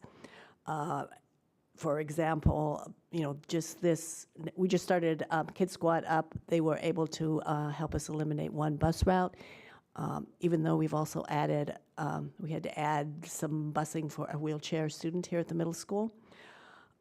They also have been really good at keeping our routes running despite the bus driver shortages. I've heard horror stories at other school districts, so that's another thing I'd like to say. And for them, they've helped us solve problems when we added a preschool bus route at Prairie Trails. They were able to find a high school bus that they could coordinate and run this route with for us.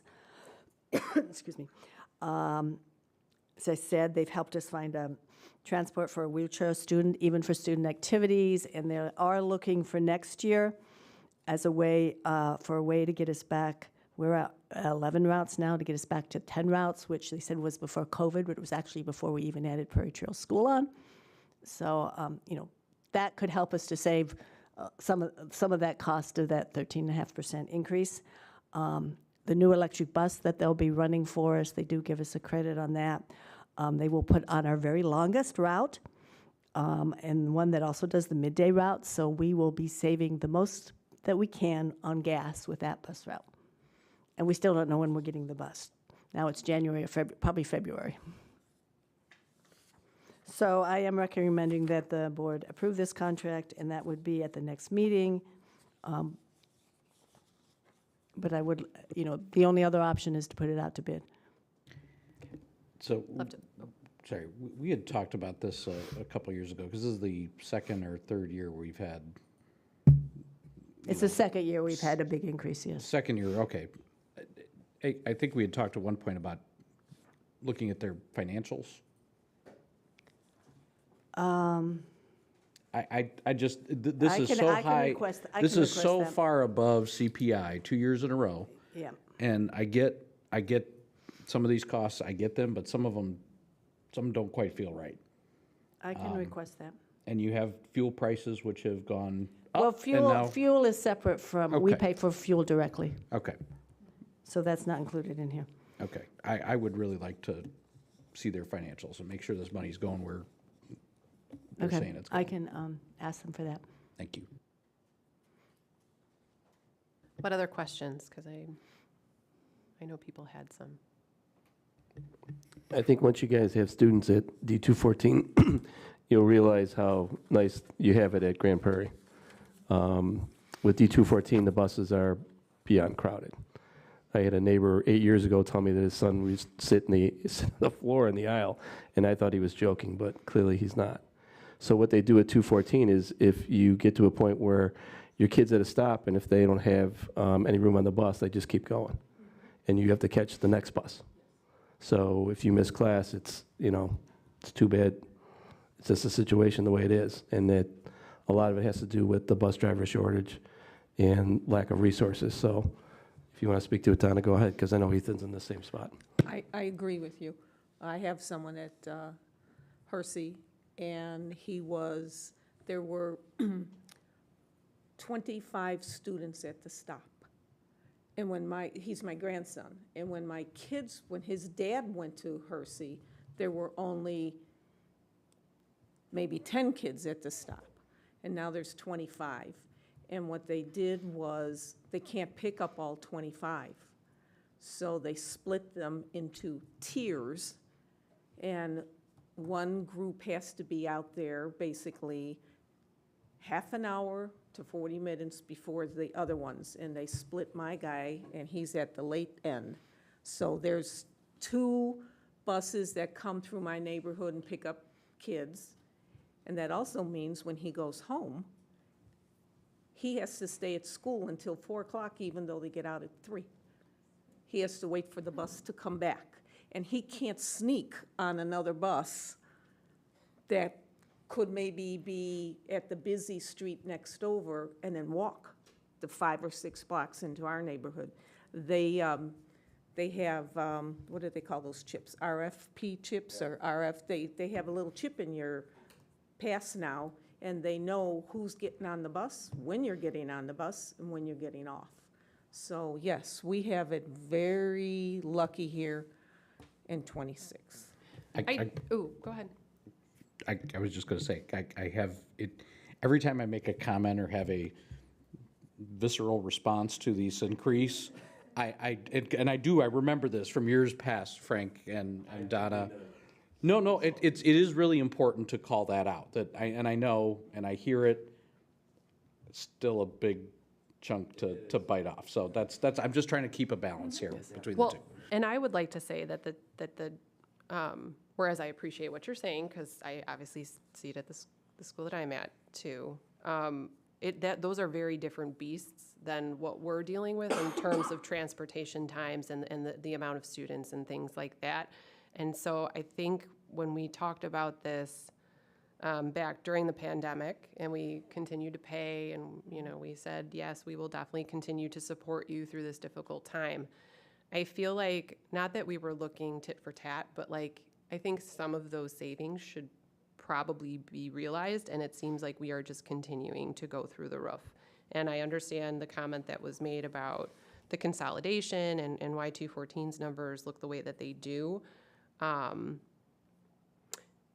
I know we have good bus drivers, and I know we have good staff, and I know I'm fairly certain that Grand Prairie admins or administrators are in the, they have their hearts in the right places. It's just very difficult to swallow this after supporting them,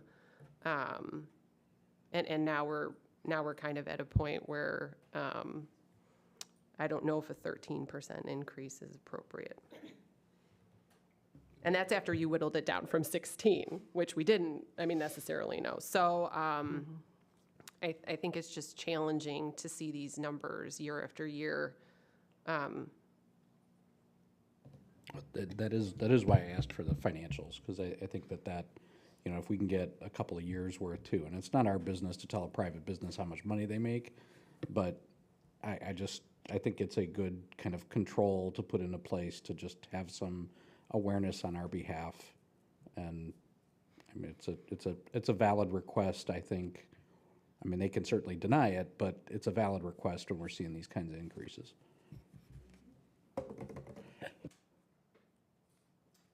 Does anyone else have any other comments or questions? Seeing that there are none, we will move on to, thank you again, Lyndall. Hey, sorry. No, go ahead. One thing, with that request, would it be appropriate to not have that on the consent agreement and do a separate? Okay, can we do it separate? Yes, we can do it separately and not in the consent agenda. Okay, thank you. Yes, thank you for all those presentations, Lyndall. As always, you get all the exciting stuff. Super. So then we're going to move on to committee reports. Looks like Mr. Ronstadt, you are the only one on this list today. Okay, and I got some stuff. A couple of things. First of all, we continue the superintendent search. I think we're still in the candidate assessment phase, so we have not gotten any candidates presented to us yet. But the search firm thinks they're getting some good candidates in, and we have set up, I think, for a Saturday marathon in February to do the interviews. In other news, we have officially established a facilities committee to review both the assets that the it's not a consortium, it's a collective or, yeah, whatever, collective. So we're gonna look at that. They definitely, they have a lot of the similar issues, and I think they've operated very effectively from a budgeting and from a facility system, but they've also deferred a heck of a lot of maintenance. And I would say, we know that story here, and I think I don't want to say it's worse there, but the deferrals at NSSEO have been more than many of the home districts that are a part of the district consortium. So one of the suggestions to, they have roofs, okay? We just approved a roof, or we're just starting the process of approving a roof for, $1 million plus. We've done other things in the facilities like the HVAC, those kind of systems. So, we started talking just as a facilities group, and also, the money that we have to spend just on hiring architects to tell us how much this stuff costs. So, in a nutshell, the NSSEO board is looking at every year. So how it works is that every year the schools pay tuition. So if we send a child to NSSEO, our home district pays that tuition. We get a discount because we are part of that cooperative. Cooperative is the word. We're part of that cooperative. We get a discount, and it's pretty significant at this point. It's like almost 15-20% what the non-member districts pay. Okay, so there is a cost savings here, and I love that Dr. Hackett called it, says that NSSEO deals with the top 1% of kids with needs, which, as you know, my son goes there, so to think that my son is in the top 1% of anything is pretty awesome. But one of the things that we really need to start looking at. So we pay this tuition, okay? And if NSSEO operates within their budget, okay? And remember, they're not a taxing body. If they operate effectively, which they have done every single year that I'm aware of, at least 15 years back in Dr. Hackett's oversight, there has been a rebate, essentially, that they give back to the member districts. Okay, so if they budget, say, to operate at X, they always come in underneath it. And what they have done is they have taken that surplus, traditionally, and sent it back to the home districts. What they have done over the past few years to build that Timber Ridge gym, which I want you to think about that. They had a whole school for kids that didn't have an appropriate gym. Okay, they saved for that gym for about 6-7 years, and they finally got to build it. It's a wonderful addition. We talk about equity, all that kind of stuff. Anyway, what our suggestion is that, and I want some guidance from our group here is to retain that refund for, at least for next year. That refund has varied from, anywhere from $12,000 to $85,000, but has averaged over the past 6 years about $38,000. Now, mind you that NSSEO has a total budget of over $40 million, so we are but a small chunk of that. A lot of the other districts are larger, or the high school districts especially pay more, and because some of those kids stay on until they're 22. So that is what I'm looking for some guidance here, is basically, without knowing exactly what that number is, again, historically been in that kind of range, but about $38,000. I'm looking for some guidance from this group to say, yeah, go ahead and keep that. I would fully support it. I know you would. The kids, the kids from our schools that go there because of the special needs they have, and the fact that we cannot service them and educate them in the way that they need. I think it's important that they have the same quality education, and that would include the facilities. I wouldn't want to send any of our kids to a building where the roof's leaking or any things are not being fixed. And the Timber Ridge gym was a great example. I mean, we knew that for years, that gym was just, it was a piece of crap. Yeah. Well, and I think it's kind of interesting, the historical kind of context that, NSSEO was, some of that history that, it came up, basically in the 60s. And, back then, kid had special needs, they just didn't go to school. They're just ignored. They're just completely cut out of the system. And NSSEO, has had to, like a lot of those special needs kind of, cooperatives or services in general, have had to fight and scrape for every single dollar that they have gotten to provide the services that the kids need and deserve. And I think they have done so for so long that I think that, and been so fiscally responsible in their spend, that they have kind of tolerated facilities that they're not up to spec in a lot of ways. And it's awesome that we as a community provide that. I'm making quite a speech here for what amounts to about 40 grand, but that's, got to take care of everybody, so. Well, and my question is like, what are the other districts suggesting? Like, is it easy is it simple? Nothing's easy. Is it simpler to hold on to those funds and retain them Well, than, you know what I'm trying to say? Like, not, well, so the other option, okay, that the cooperative has is to issue a special assessment to the member districts. So what they could do, or what the NSSEO board could vote to do, is to basically say, hey, each of our member districts owes us some percentage of our needs. So they could say, hey, we want to put $20 million into the buildings, divide that up over the 8 member districts, somewhat proportional, I'm sure there's some formula, and give us that money over some period of time. And the NSSEO board, which is appointed by the home boards, has that ability to make that decision on behalf of their home boards, of course. But this is a way to start building some of those dollars. And the total amount varies from what I understand, between 800 and maybe 1.2 million per year. okay. Okay, so about 20 to 30% of that is the member or non-member districts, which they automatically keep that. So we're talking about a total pool of money of about $800,000 Across all of the. across all, and the that's center districts. yeah, and that's 211, 214, Yeah. 23. I have them all pulled up, 21, 59, 25, 57, You got it. 211, 23, 26, 59, and Yeah. 214. So literally, yep. So there's so it's a big area, Yeah.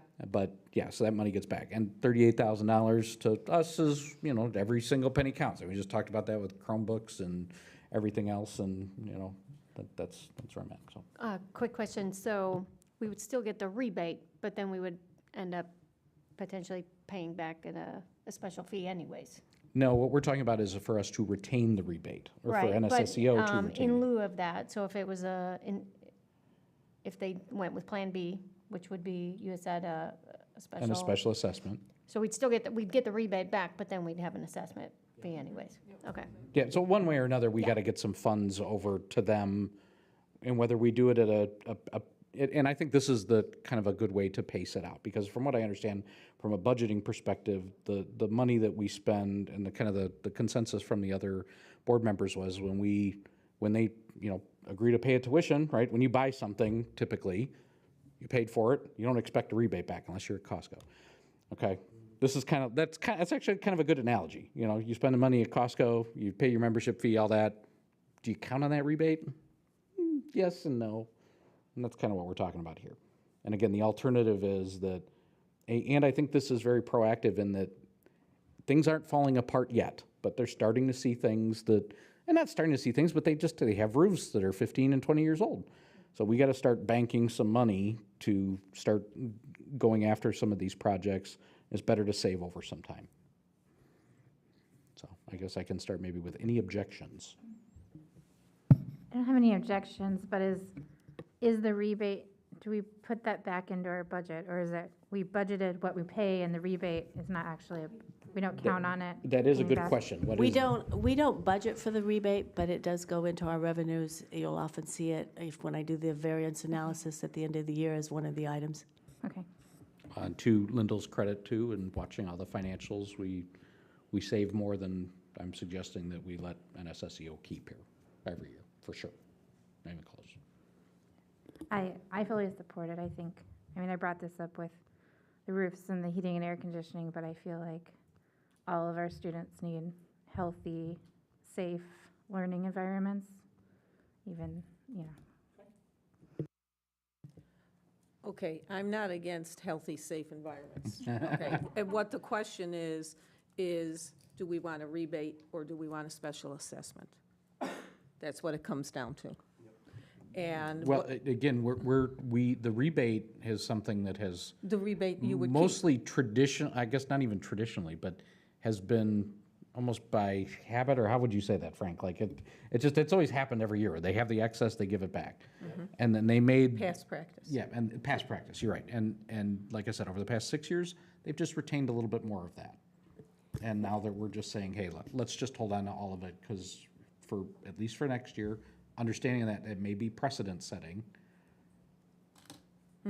And yes, you're right. There is a facilities assessment already, because they have been planning some different projects. Yeah. So as part of our NSSEO budget, they give us a facilities assessment, but then they budget conservatively as we do, and so there is a little bit left over at the end of the year so they'd either make the facilities assessment higher or start keeping that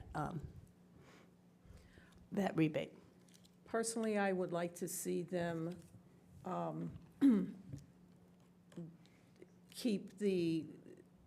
make the facilities assessment higher, okay? I don't want them to keep the rebate. I'd rather have the special assessment, because you don't know from year to year what our financial situation will be. And I think Frank was on the board, I'm not sure, when one of the districts left. Were you on the board when 59 left? 59 is still on there. Is 59 still on? I think you took a Palatine, 15. 15, when Yeah. 15 left. Yeah. Were you on the board? Okay. But you don't know what your situation, we don't know what 26's financial situation will be, and I would rather, Well, that's part of why we're doing this, is right, to save it, this right? conversation. Well, I don't want to give money to them ahead of time. Are you just looking more for transparency so that, Yes, yes. You want to say, we need $1 million for a new roof. And we're And going to this is- divide it up between these Right. 8 school districts, and you're right, there is a formula. The more children you send there, the more you have to contribute. So if at the time I want to see the special assessment. That's my opinion. And that formula may be different for the special assessment and whatever that rebate is. I don't know the actual workings, but I know they have special formulas for everything. Yeah. And I also thought at one time that they did keep a pot of money, you know. They do have some, They have have some reserves, reserves, yeah. yes. They do. And They they have- have been, when we go through the budget, that is a line item that we Okay. look at. And they have been doing kind of a 10-year plan, and started doing a Okay. 10-year plan over the last few years. Yeah, And but generally, they do, plan to, whatever money they take in, they plan to spend each year. Correct. Well, except for the facilities, they do, like if they see, like that gym, a project 3 years out, they'll take a little bit more to have enough for it when they do it in 3 years. And I have And no- it's very transparent, the way Right, they and do I have it. no problem with that. I'm the type of person, I pay for it when it happens. I'm not going to give you money up front. That's just how I operate, and that's how I feel. That's my opinion. You asked for it. No, I did, and I see your perspective for sure. I'm kind of processing that. I was going to weigh in, just because I used to pay and do the budget for NSSEO. And so, there's a couple different pieces that we pay into. There's a professional development piece, and then there's like an operations piece. And so most of that comes out of the grant. But for me, I really liked to make sure that, like in terms of professional development, that we were taking advantage of what we were paying in. So if it was $30,000, $25,000, what have you, I wanted to make sure that we were capitalizing on that amount of money, and using that partnership as best as we can. So for me, like having an assessment and knowing exactly what I was budgeting for that piece would be cleaner in my mind, as I'm using grants to write things and maybe not for that particular thing. So that's just me weighing in on that. That would be cleaner in my mind in terms of how I looked at the different pieces that we were paying to NSSEO. Budgeting and looking at the finances, I kind of agree with what Donna said about, it's transparent, then you know exactly what you're putting into it, and you know that the formula has been set up for facilities, and they go through the whole plan, and you really, and yeah, you might not want to, if maybe you were doing $50,000 this year, now it's $100,000, but at least we can come back to the board and say, this is what they have planned to do with it. Yeah, and I do, just listening to, I do understand and do kind of like the idea of it flowing through that facilities, but what do you call it, facilities fee? Yes, I was The just facility looking to see assessment. if I can, Yeah, it does seem appropriate the rather than NSSEO budget from perhaps last year. retaining the budget dollars. And I would think that it would be more transparent for us, for NSSEO too. Like, I would assume that it would actually be easier for them in terms of budgetary itemization, that they would be able to show and pull the money to specifically put into that pot. Do you know what I'm trying to say? Yeah. Like, it would keep their books cleaner too.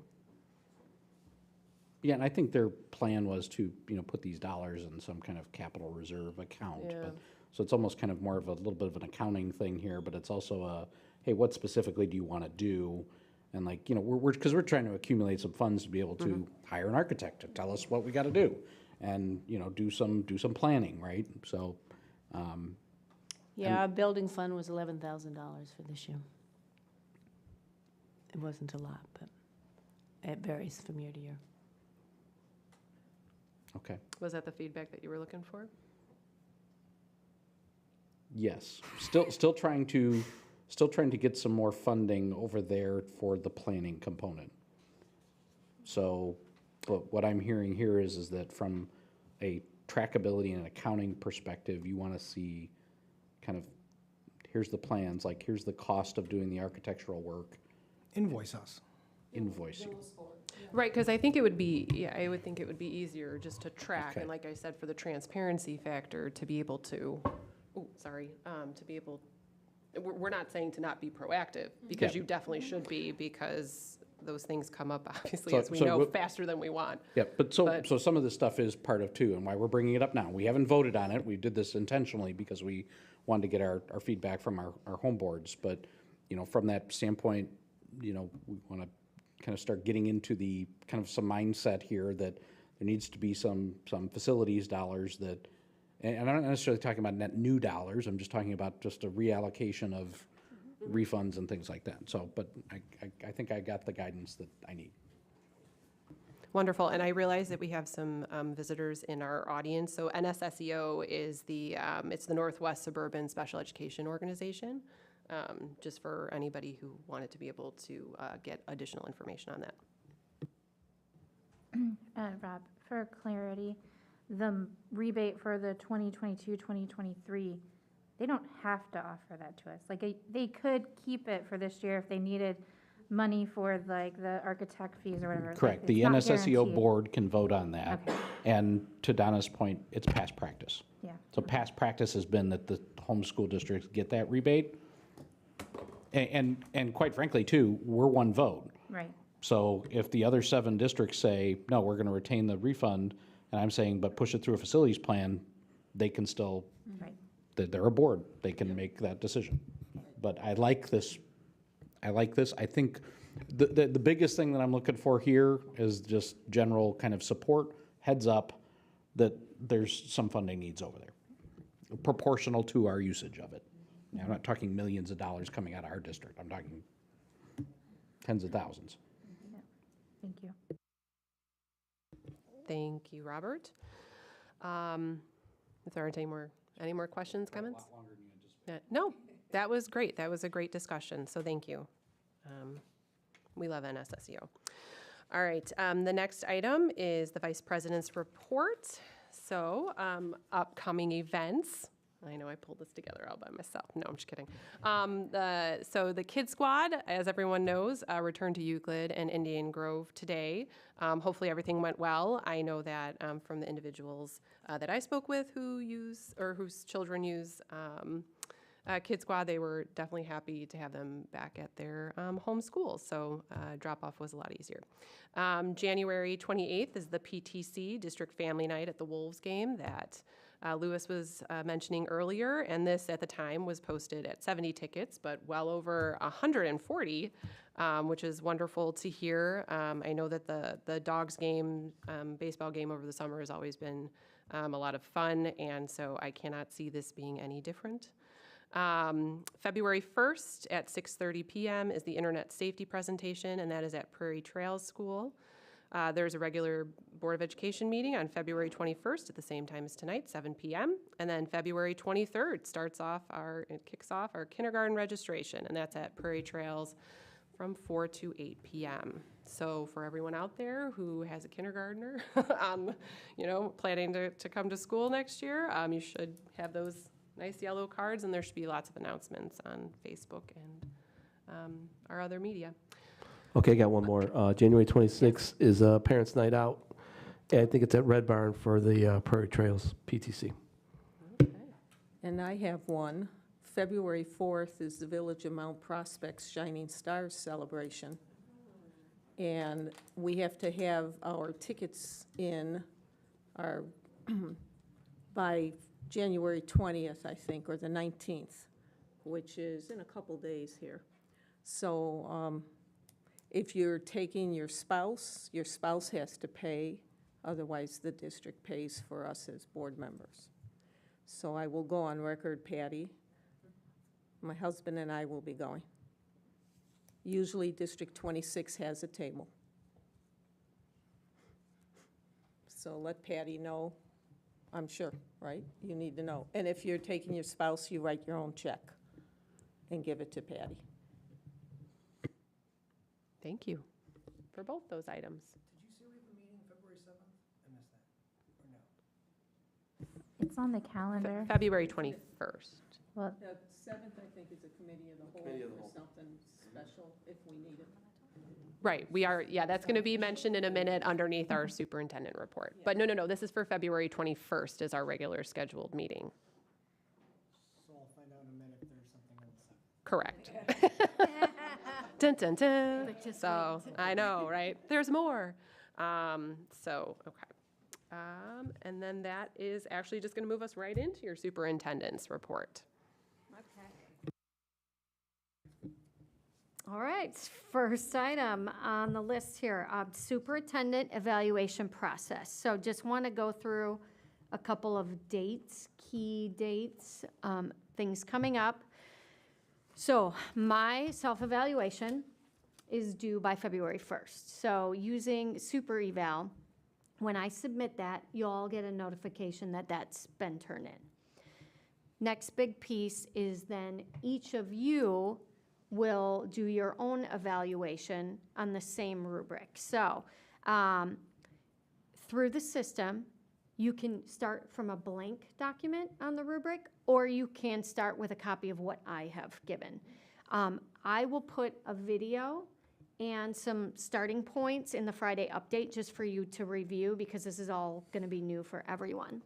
So what happens is each one of you will do your own kind of evaluation, and then you will need to come together to consolidate that. So Board President Bill will work with all of you, and there will need to be a meeting of sorts to consolidate that. And that's just to go through the different ratings, different comments, consolidate comments, what have you, just for you all to have a discussion. So if you think you can get, and I'll work with Bill on these days, but really either doing that in closed session on February 21st, which is only 3 weeks away from when I submit, or having a meeting on having an extra meeting to do that work would be probably the two options, if you needed more time in February to do your own assessment. So again, I will put this in the Friday update, but we will want to use the March meeting for my final review, evaluation, and all of that. So at some point, you need to have this consolidation meeting to talk through that, okay? Any questions on that? I do want to point out that that is in the contract that we, as board members, issue to Jody. So we do have to have it done prior to March, and just so everyone is aware. Okay. It is. We bumped it back. We had bumped it back from March 1st because we weren't meeting that deadline. Right, exactly. It's March, yes. So our board meeting is not until is it the 21st of March?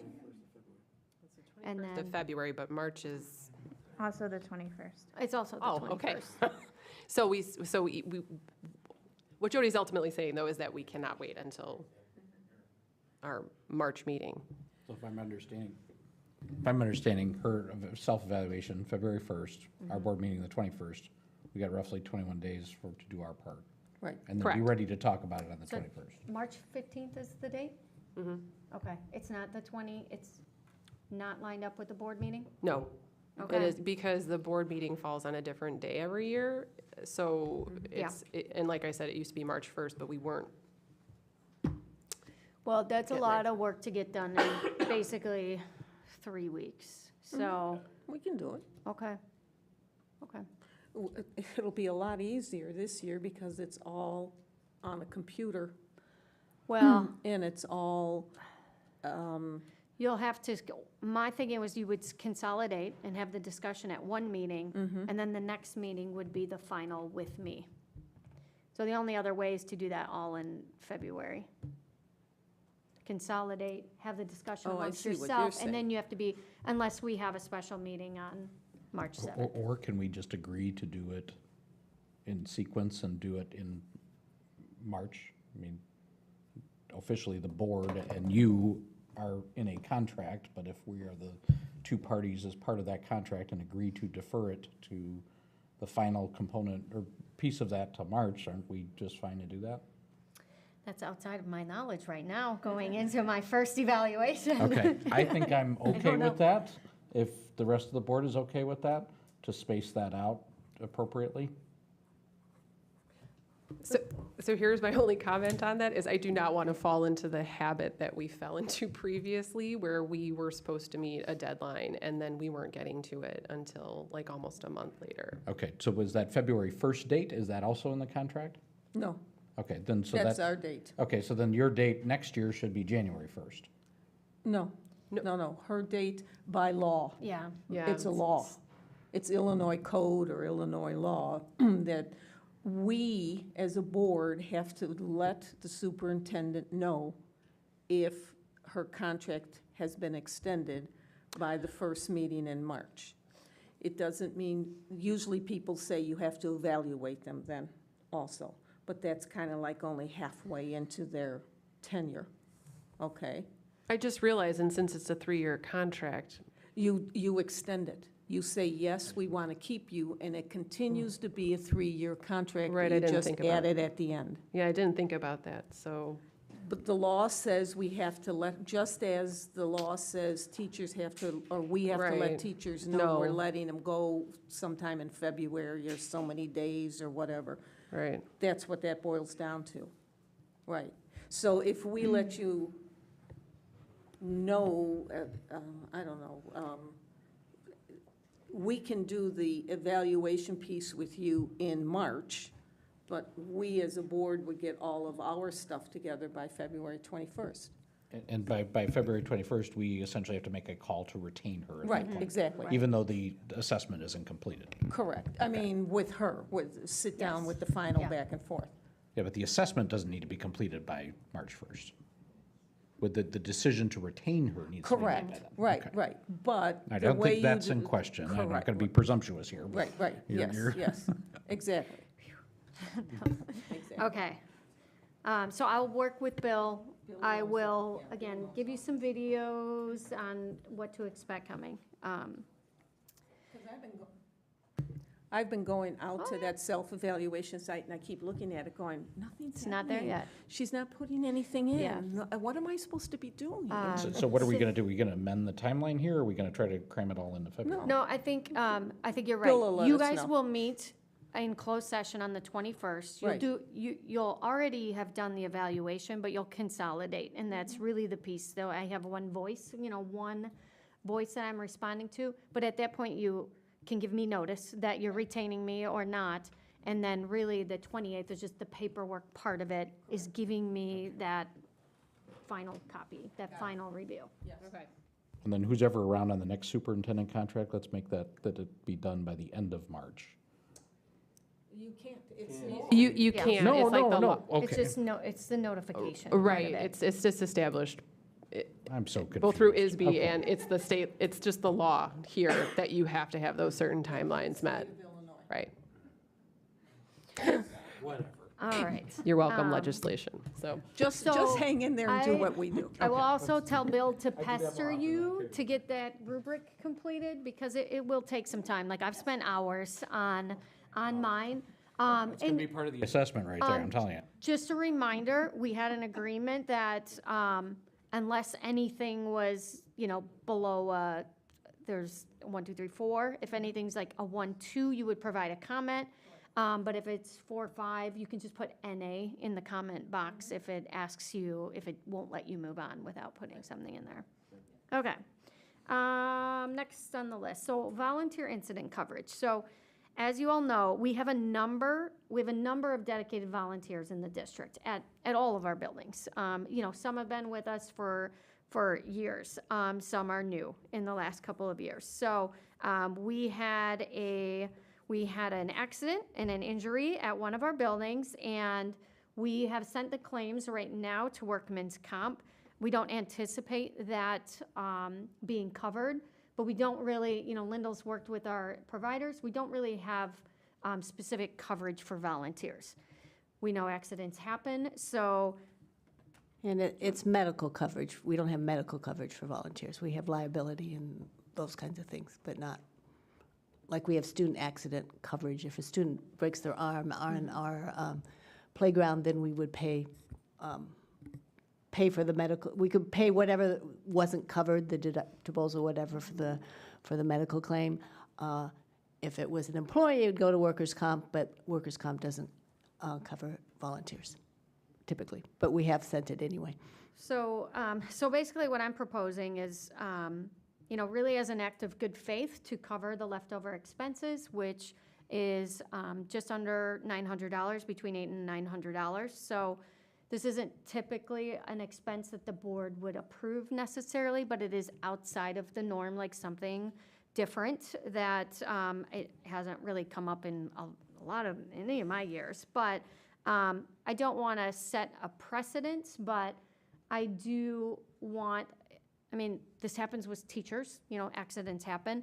I do want to take these things case by case and would continue to do so, but in this case, that's what I'm proposing. Don't we have a form for students to buy insurance? Don't we have a form that we send out, or am I thinking high school? Yes, but that's additional insurance. We actually have some insurance for students.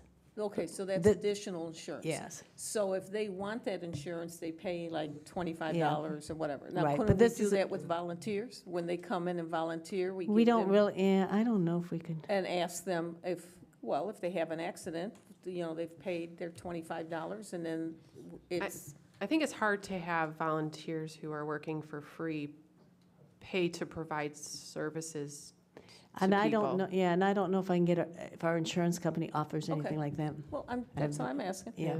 I mean, I But they did do- ask about, you can include it in workers' comp, but apparently it's extremely expensive. Well, I was gonna say, then the premiums go up. Yeah. so.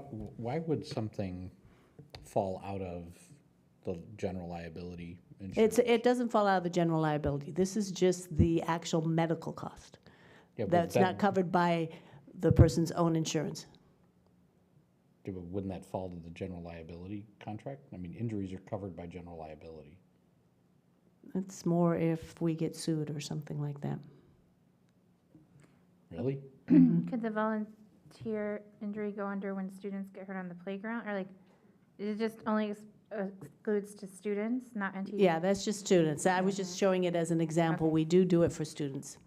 See, I always thought, I've been paying liability insurance for years as a business owner, but if somebody were to get hurt, I would make a claim against that policy, not just if I get sued. Because there's medical parameters Well, I within checked that with our policy. insurance, and they said that they did not cover it. Then what do they cover?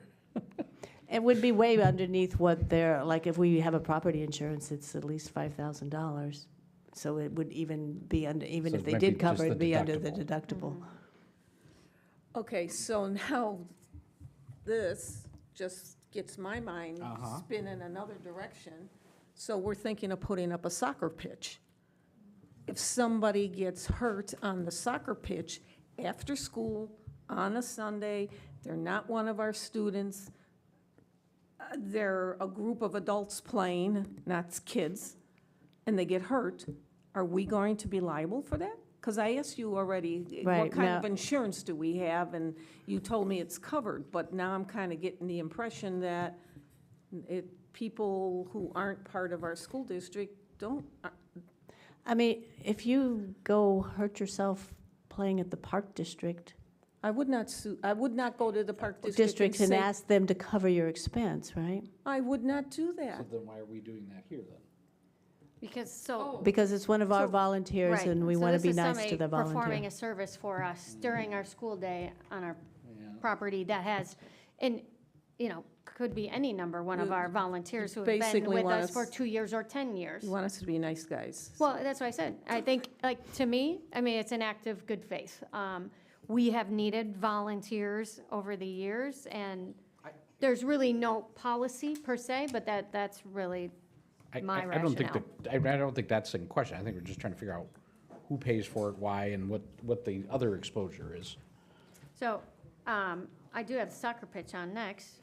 No, we'll talk But- about that later. I am personally, I shouldn't even say personally, because I'm not here for personal.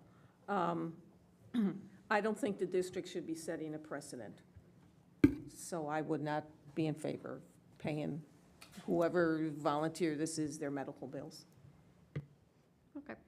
Well, we don't need to bring this to a vote or anything. This is kind of just for information. So, and again, I'm just bringing it forward because it's outside of the norm.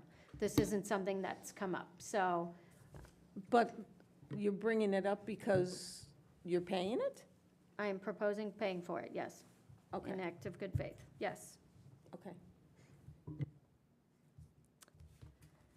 Okay, So, wait, so make sure this is in the minutes, so that when we go back, when someone says, have we ever done this before? Or what's the past practice? Please make a note that we are not setting a precedent. This is not a precedent. It's out of good faith. all right. Soccer pitch update. We received an intergovernmental agreement last week. We sent it on to the attorneys. We haven't gotten any further really with that. And I think we'll probably end up going back and meeting with the village to discuss a couple of things, because really it's just, here's what we put together. They shared it with us and we're in review. So, we did talked with the village about some of their promotions and postings, just so that, like, for me, again, it goes back to communication. I don't want to send mixed messages to the community. And so there was not an awareness that there still is some agreement and some decisions to be made. So we opened up that conversation.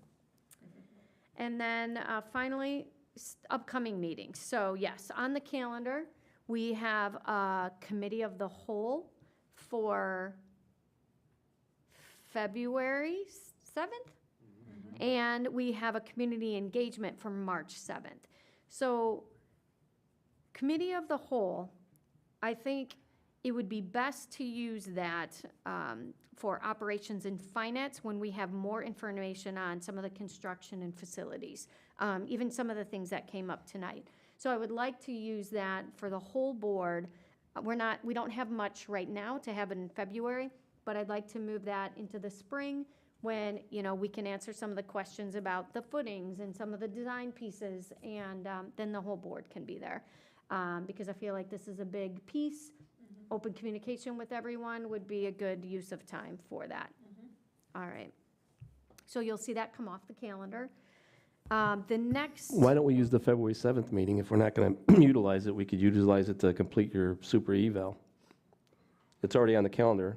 Most of us have our night, blocked off. If we could get everybody to, if you got the eval by the 1st and we can get it done, we could discuss it on the 7th, and on the 21st, we can go ahead and approve it, not have to worry about going through other actions to get it done. that's quick turnaround for you all, Yep. but That makes a lot I of mean- sense, Frank, wow. I've had the privilege of looking at what Jody's been doing. It's phenomenal. It's going to take you time to look at, if you really want to evaluate her on what she's put in there, her resources and that, it's going to take time to read. I don't think you can get it done in a week.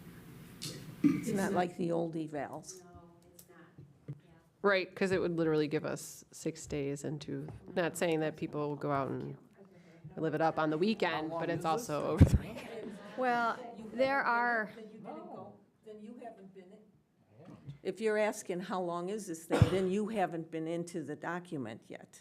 I have not. So, Okay, yeah. well, I There's know been we're no all. information in there. Okay, hold on, I know we're all on, everyone does this as a volunteer position, and I know that we are all very, very responsible individuals, and will definitely take the time to review Jody's work, but I completely agree. I don't think a week is gonna be enough after looking at the document and knowing that she's gonna provide a substantial amount of resources to show all of the work that she's been doing. So whereas I would I mean, love I to can get have it on the 7th. done by next week, which would give you 2 weeks, but it's just that, and, I mean, you're gonna have to spend time on it and not put it off. Correct. So, because I'm mostly done, but, Okay, so February 7th is out. Can we table it for right now? Because, Well, you can't table it because we have nothing between now and then. yeah, that's true. Can we, but we can If- call, If we need a special meeting, we can just call it. well, can everyone not plan anything for the night of the Sure, 7th? we can leave the 7th open, okay? But you, Because I don't want to rush Jody, because as, I've been working on it for I the know, whole month. yeah. So, I really am almost finished. So I can be done by Tuesday or Wednesday next week. Sounds good. And you'll get an alert right away. As soon as I click the button, I know how it it will go to you. So there's no turnaround time there. okay. so we can leave the 7th on the calendar. If you need And more if time. we have, and if Bill has got the herd of cats all corralled, and we're all done with everything, then sure, we can go ahead, but he'll know 24 hours ahead of time, we can cancel it. Yeah. And I will say, with everything being formatted and clear, at least our answers and our commentary should be more concise than it was in previous years. Okay. Okay. Community engagement then on the calendar for March 7th. So, I feel like I've talked a bit about structure and plan for community engagement. The format that we have works when we have a really good specific topic to address, like facilities or grade level centers or something. We've had some not so great turnouts in this community engagement night. So what I'd like to do, what I'm proposing is a PR meeting, a public relations meeting, really to discuss the vision for community engagement, structure, brainstorm some options, and, walk away with a better plan. Because I feel, I don't like pulling the meetings off the calendar without, well, now what? So, so I'd like to use that meeting, or perhaps before the 21st, a 6 o'clock meeting like we normally do for committee meetings, to have a PR committee meeting to just start to dig into that. I've heard different options about, I think somebody walked away from Triple I with assigning a board member to a school, but just brainstorming different types of ways that will work for us to engage with the community. So I know we have representatives on that committee. So, you know, I think input from everybody is welcome, either, you know, through me, or if you want to attend that meeting and speak during public comment if you're not on that committee. Is there any way that, for community engagement meetings, when we have items like this and we're really trying to see what members of the community are saying, that we can flip-flop formats where we look at, you know, I know everybody probably the next time they see Zoom is too soon, but like, you know, is that an option for some of our community engagement pieces where we can really, you know, reach families that, like, you know. Don't want to be here? No, not that. It's just like, I mean, person? here, I'll use myself as an example. Like, I have 3 kids. Like, if, you know, if my husband's working, then I am not going to bring them here. I will tell you that much. But like, it would be, you know, but I would still want to participate. So, or, you know, for, you know, families that are in unique situations, or, yeah. So. Yeah, I think all of those pieces are on the docket. Topics, format best for those topics during the day, evening, just a better structure. Now, we put these dates on the calendar, I think last year, so, you know, it was set, but. Put those dates out there. Somebody put those dates on there. No, I'm just kidding. Yes. Okay. Okay. Is that everything? That's everything. Wonderful. Does anybody have any questions or comments? Yeah, so what's the outcome of this? The PR meeting is when? Well, without Bill being here, who's in The charge. committee, yeah, he's Oh, the committee head, yeah. Okay, so We didn't- have the date set for March Got it. 7th, but we could easily, hopefully, pop it over to the board meeting on the 21st at 6 o'clock. So I just have to, Okay, because it's kind of usually how we do our committee meetings before board Okay. meetings. Yeah, so it's more based on his availability Yeah. and if everything can get pulled together by then. well, a committee of the whole too, if it's a committee of the whole and it's at 7 o'clock, the public can come and sit and listen, or give comments or feedback and all that too, other than just Zoom, to where they're just watching and not being able to submit questions or give feedback. That's, I'm just throwing it out there for something to think about. Yeah. Because it is, you are trying to figure out how to engage the community. So hold it at a time when they can come. Yeah. Okay, any other comments, questions? Okay, then we are at FOIA requests. We did have one, and that was received from Local Labs. We all had that in our board book. And then future topics, we still have an item, or not pending, we have an item, and it's the Prairie Trail School update on performance measures and maintenance and challenges, and just, I know Lyndall will be getting that to us in the future. I think we said at the end of February or March, right? Yes.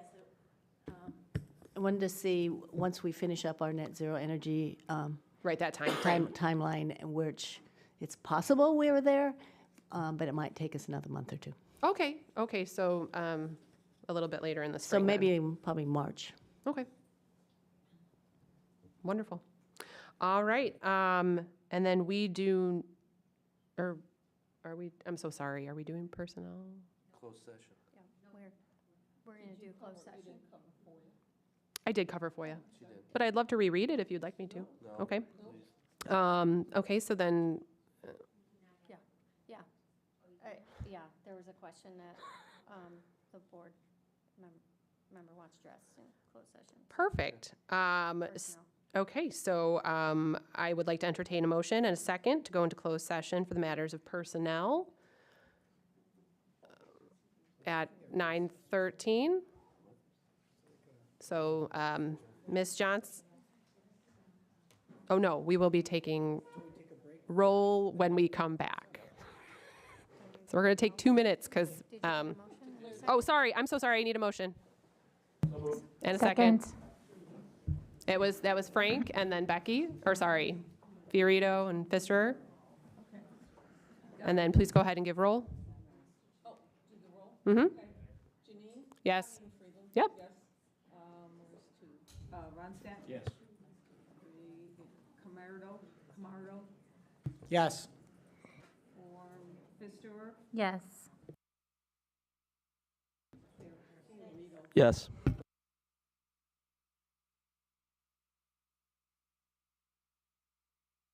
And everyone is welcome to help them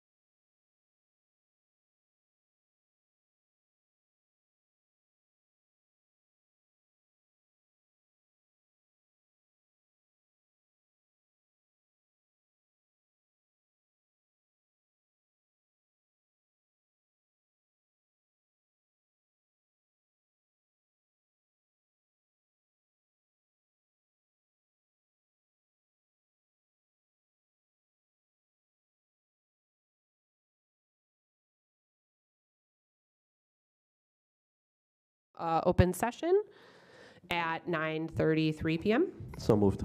As Fiorito and Pfisterer, second. Please call roll. Okay, Camardo? Yes. Friedland? Yes. I vote yes. Pfisterer? Yes. Fiorito? Yes. And Ronstadt? Yes. Okay. Wonderful, and now we're going to do one more big vote to adjourn the meeting at 9:33 PM. I would like to entertain a motion to adjourn the regular Board of Education meeting. So moved. Second. Pfisterer moved, Ronstadt second. Hang on one second. Should be doing Pfisterer and Ronstadt? Yes, Okay. then please take roll. Okay, Camardo? Yes. Ronstadt? Yes. Pfisterer? Yes. Fiorito? Yes. Friedland? Yes. And I vote yes. And we are adjourned at 9, well, it was 9:33, 9:33. The motion carried, so correct. we're adjourned at 9:34. Sorry, 34. Yeah. Okay. Save the action. Wonderful, thank you.